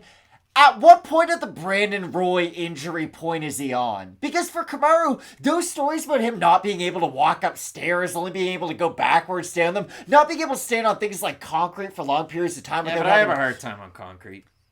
That's fine, Craig. You don't fight people inside cages for any minutes at all, much less Leon Edwards for 25 of them. So I don't really think you should compare yourself to a guy like Kamaru Usman ever again. But I do get concerned when a guy is 35 years of age, and when a lot of the storylines we do hear about him being about, hey, he can't be the guy that he used to be because the athleticism, the injuries are starting to pile up. And that was a conversation even leading into the second Leon Edwards fight. I brought this up earlier on in the card about the Joanne Wood, Luana Carolina fight, about how, hey, we both had Shevchenko to win her last matchup, but we had both said she is starting to show a couple signs of decline. And I don't want to say Usman wasn't at the best point of his career because he was knocking guys out. It looked like his boxing had really done the upgrade to match what his wrestling was at, but I think it is fair to start bringing up some of those questions with a guy who is 35 years of age, who the injuries are starting to become a part of the conversation. And I will say this, I was very surprised to see where the odds were, especially when we started doing this video, because after the second fight, I thought Leon Edwards didn't solve the puzzle, because that's a little extreme, but he has all the answers to the quiz now. Not that the quiz isn't extremely hard and will take 25 minutes to solve, but you know what I mean. Can he out-wrestle Kamaru Usman? No. But he can hold his own in some of the areas. I think that's fair to say. Can he outstrike Kamaru Usman? Without a doubt. And I do think for Edwards, this will be an interesting thing to keep your eye on. I'm not saying I'm picking Edwards because of this, or I'm not picking Usman because of this, but I will be curious to see how Edwards fights that first round. Not to where he's going to go for takedowns like we saw at the end of the first round, or the second time they fought, but I'll be curious to see if Edwards will be very aggressive with his own kicks, because if he goes for a lot of kicks and starts kicking the knee and the legs of Usman, it will start to stabilize him as the fight goes on and make it a lot harder for Usman to get some of those takedowns in. And you know how good Leon Edwards' pure boxing is, especially when he faces off against a lot of these strikers. He's very accurate with his shots. His head kicks are great. You saw that, both of those things in the fight against Bilal Muhammad before it ended up in a no contest. For Leon Edwards, it was such a nice run, and the win streak was so great all the way up through, but it didn't really get accentuated by not having bonuses. That was kind of a thing, and he has one over Seth Baczynski, and he has one over Kamaru Usman. They were dominant, but they weren't like show-stopping, hey, tell all your friends about it And when you look at Usman, he's got a fight of the night in the first Colby Covington fight. He's got performance bonuses against RDA, against Burns, and against Masvidal, and you look at those fights, I mean, Covington, Masvidal, and Burns, those are title fights right there. So Usman, he was just kind of pouring gas on the fire. He was able to go out there and really strike for strike's sake against Gilbert Burns, hurt him, finish him. The fight against Masvidal, he cold-cocked him and sent him flying. And then he really did look good in both of those Covington fights, though Covington had success with his own boxing, and especially in the first fight between the two of them. The first fight, Colby Covington was on his way to winning the fight, so it seemed. And then it was Usman finishing him near the end, just like Edwards did to Usman. So Matt, in this matchup, trilogy bout, Usman gets to go back to the drawing board. I would assume hot and heavy and early with the takedown attempts. I think we'll see a lot of wrestling from Usman, because the thing about Usman is, even if you were his biggest believer and you looked at just the snapshots of his knockouts, they're not the cleanest technique-wise. Oh, that one against Masvidal. But no, the run against Masvidal is not great technique by Usman. It's a defensive liability for Masvidal. He throws a lazy check hook and doesn't keep his right hand up at all. So for Usman, he is able to capitalize on his opponent's mistakes, but I do wonder at this point with Leon Edwards, they say this a lot in boxing. This is a Teddy Atlas quote. It's, hey, when you win a title in boxing, you then get 30% better just because of confidence. Like, you getting that belt helps you kind of upgrade and become to the next level. And I'm not saying that, okay, just without that piece of gold over Usman's shoulder and with it on Edwards, it gives Edwards the edge, I guess, psychologically. But I do think the fact that Edwards now has a very realistic game plan as to how to win this third fight is going to help him a lot. Because going into the second fight, what were you telling Leon Edwards? Defend the takedown and, like, watch out for the power shots from the outside, but you still really have to worry from the outside. I don't think Leon Edwards is going to have to be as defensively sound from the outside, and I do think it'll allow him to take some more risks in his own fighting style. Well, you did mention the odds. Kamaru Usman is still favored in the rematch, but it's somewhat similar to the fight that Amanda Nunes had against Juliana Pena. They're at a much discounted level. You have a look at the votes, Matt, and this is from our YouTube community tab. We throw it on out to you guys and threw it out on Saturday. Lots of you showed up. 1,200 total votes so far. Yeah, only 59% going with Kamaru Usman, 41% with Leon Edwards. Out of the comments section, Tyler Ferreira, you're there every week saying, very close fight for me. I'll give Leon the slight edge due to concerns with Kamaru's knees and lingering effects of the knockout like that. So pumped for it. Hot dogs, hard to see a path to victory for Leon. It is one of the greatest comebacks, upsets for a reason. Really Imagine Wagons, great name, saying Usman will play it safe and not risk anything on the feet. It will look like Usman Masvidal won. And just my 2 cents, rematch was a fluke. The next mauling by Usman will be nothing of the sort. And new boys. So a lot of people varied, and the votes are kind of, not 50-50, but much closer than they were the last time. Oh, yeah. We'll give Tapology. They're really close. Really close. 61% Usman on Tapology, 59% Usman Fight Night picks. So Matt, ultimately, what's the pick here? I feel like my breakdown has been very Rocky-centric, but I agree with a lot of our commenters. I do think Usman is going to go back to kind of what got his bread buttered in the first place. And I hate to admit this, but I do think this will be the case.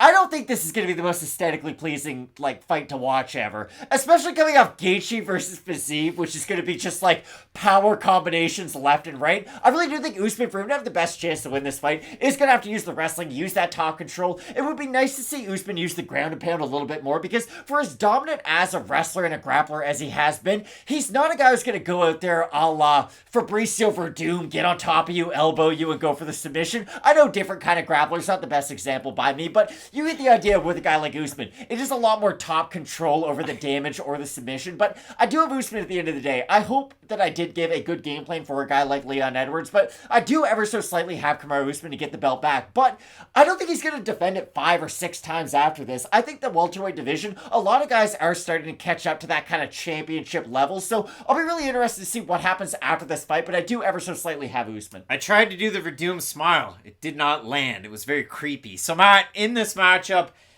ever so slightly with Kamaru Usman, but again, I don't necessarily love the odds where they're at. I absolutely love the fight because with Leon Edwards, you look at it, and he's a guy that with Team Renegade BJJ and all the guys that are there, you can threaten with things off your back, even if you are taken down, and you can threaten with some strikes, then get out of bad positions. We've seen it done by Edwards in the past, but we've also seen Usman in the 3-round fight just be able to really ground it out, make it a little boring, and that was a big-time fight for Usman early on in his UFC tenure off of winning the Ultimate Fighter. So some really great fights on this card, a lot of time with Fight Night Picks talking about them.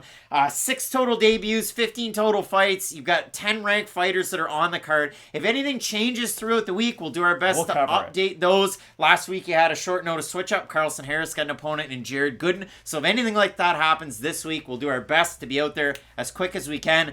Get the tape study done, the notes, and so on and so forth. We have question mark kicks 2 hours before the prelims. That one's on Saturday. You can find us here on YouTube with Fight Night Picks, at Fight Night Picks, Twitter, and Instagram as well. For any of those updates, a big weekend of fights. You're going to want to keep it locked in with Fight Night Picks, we always say. Let's get into it.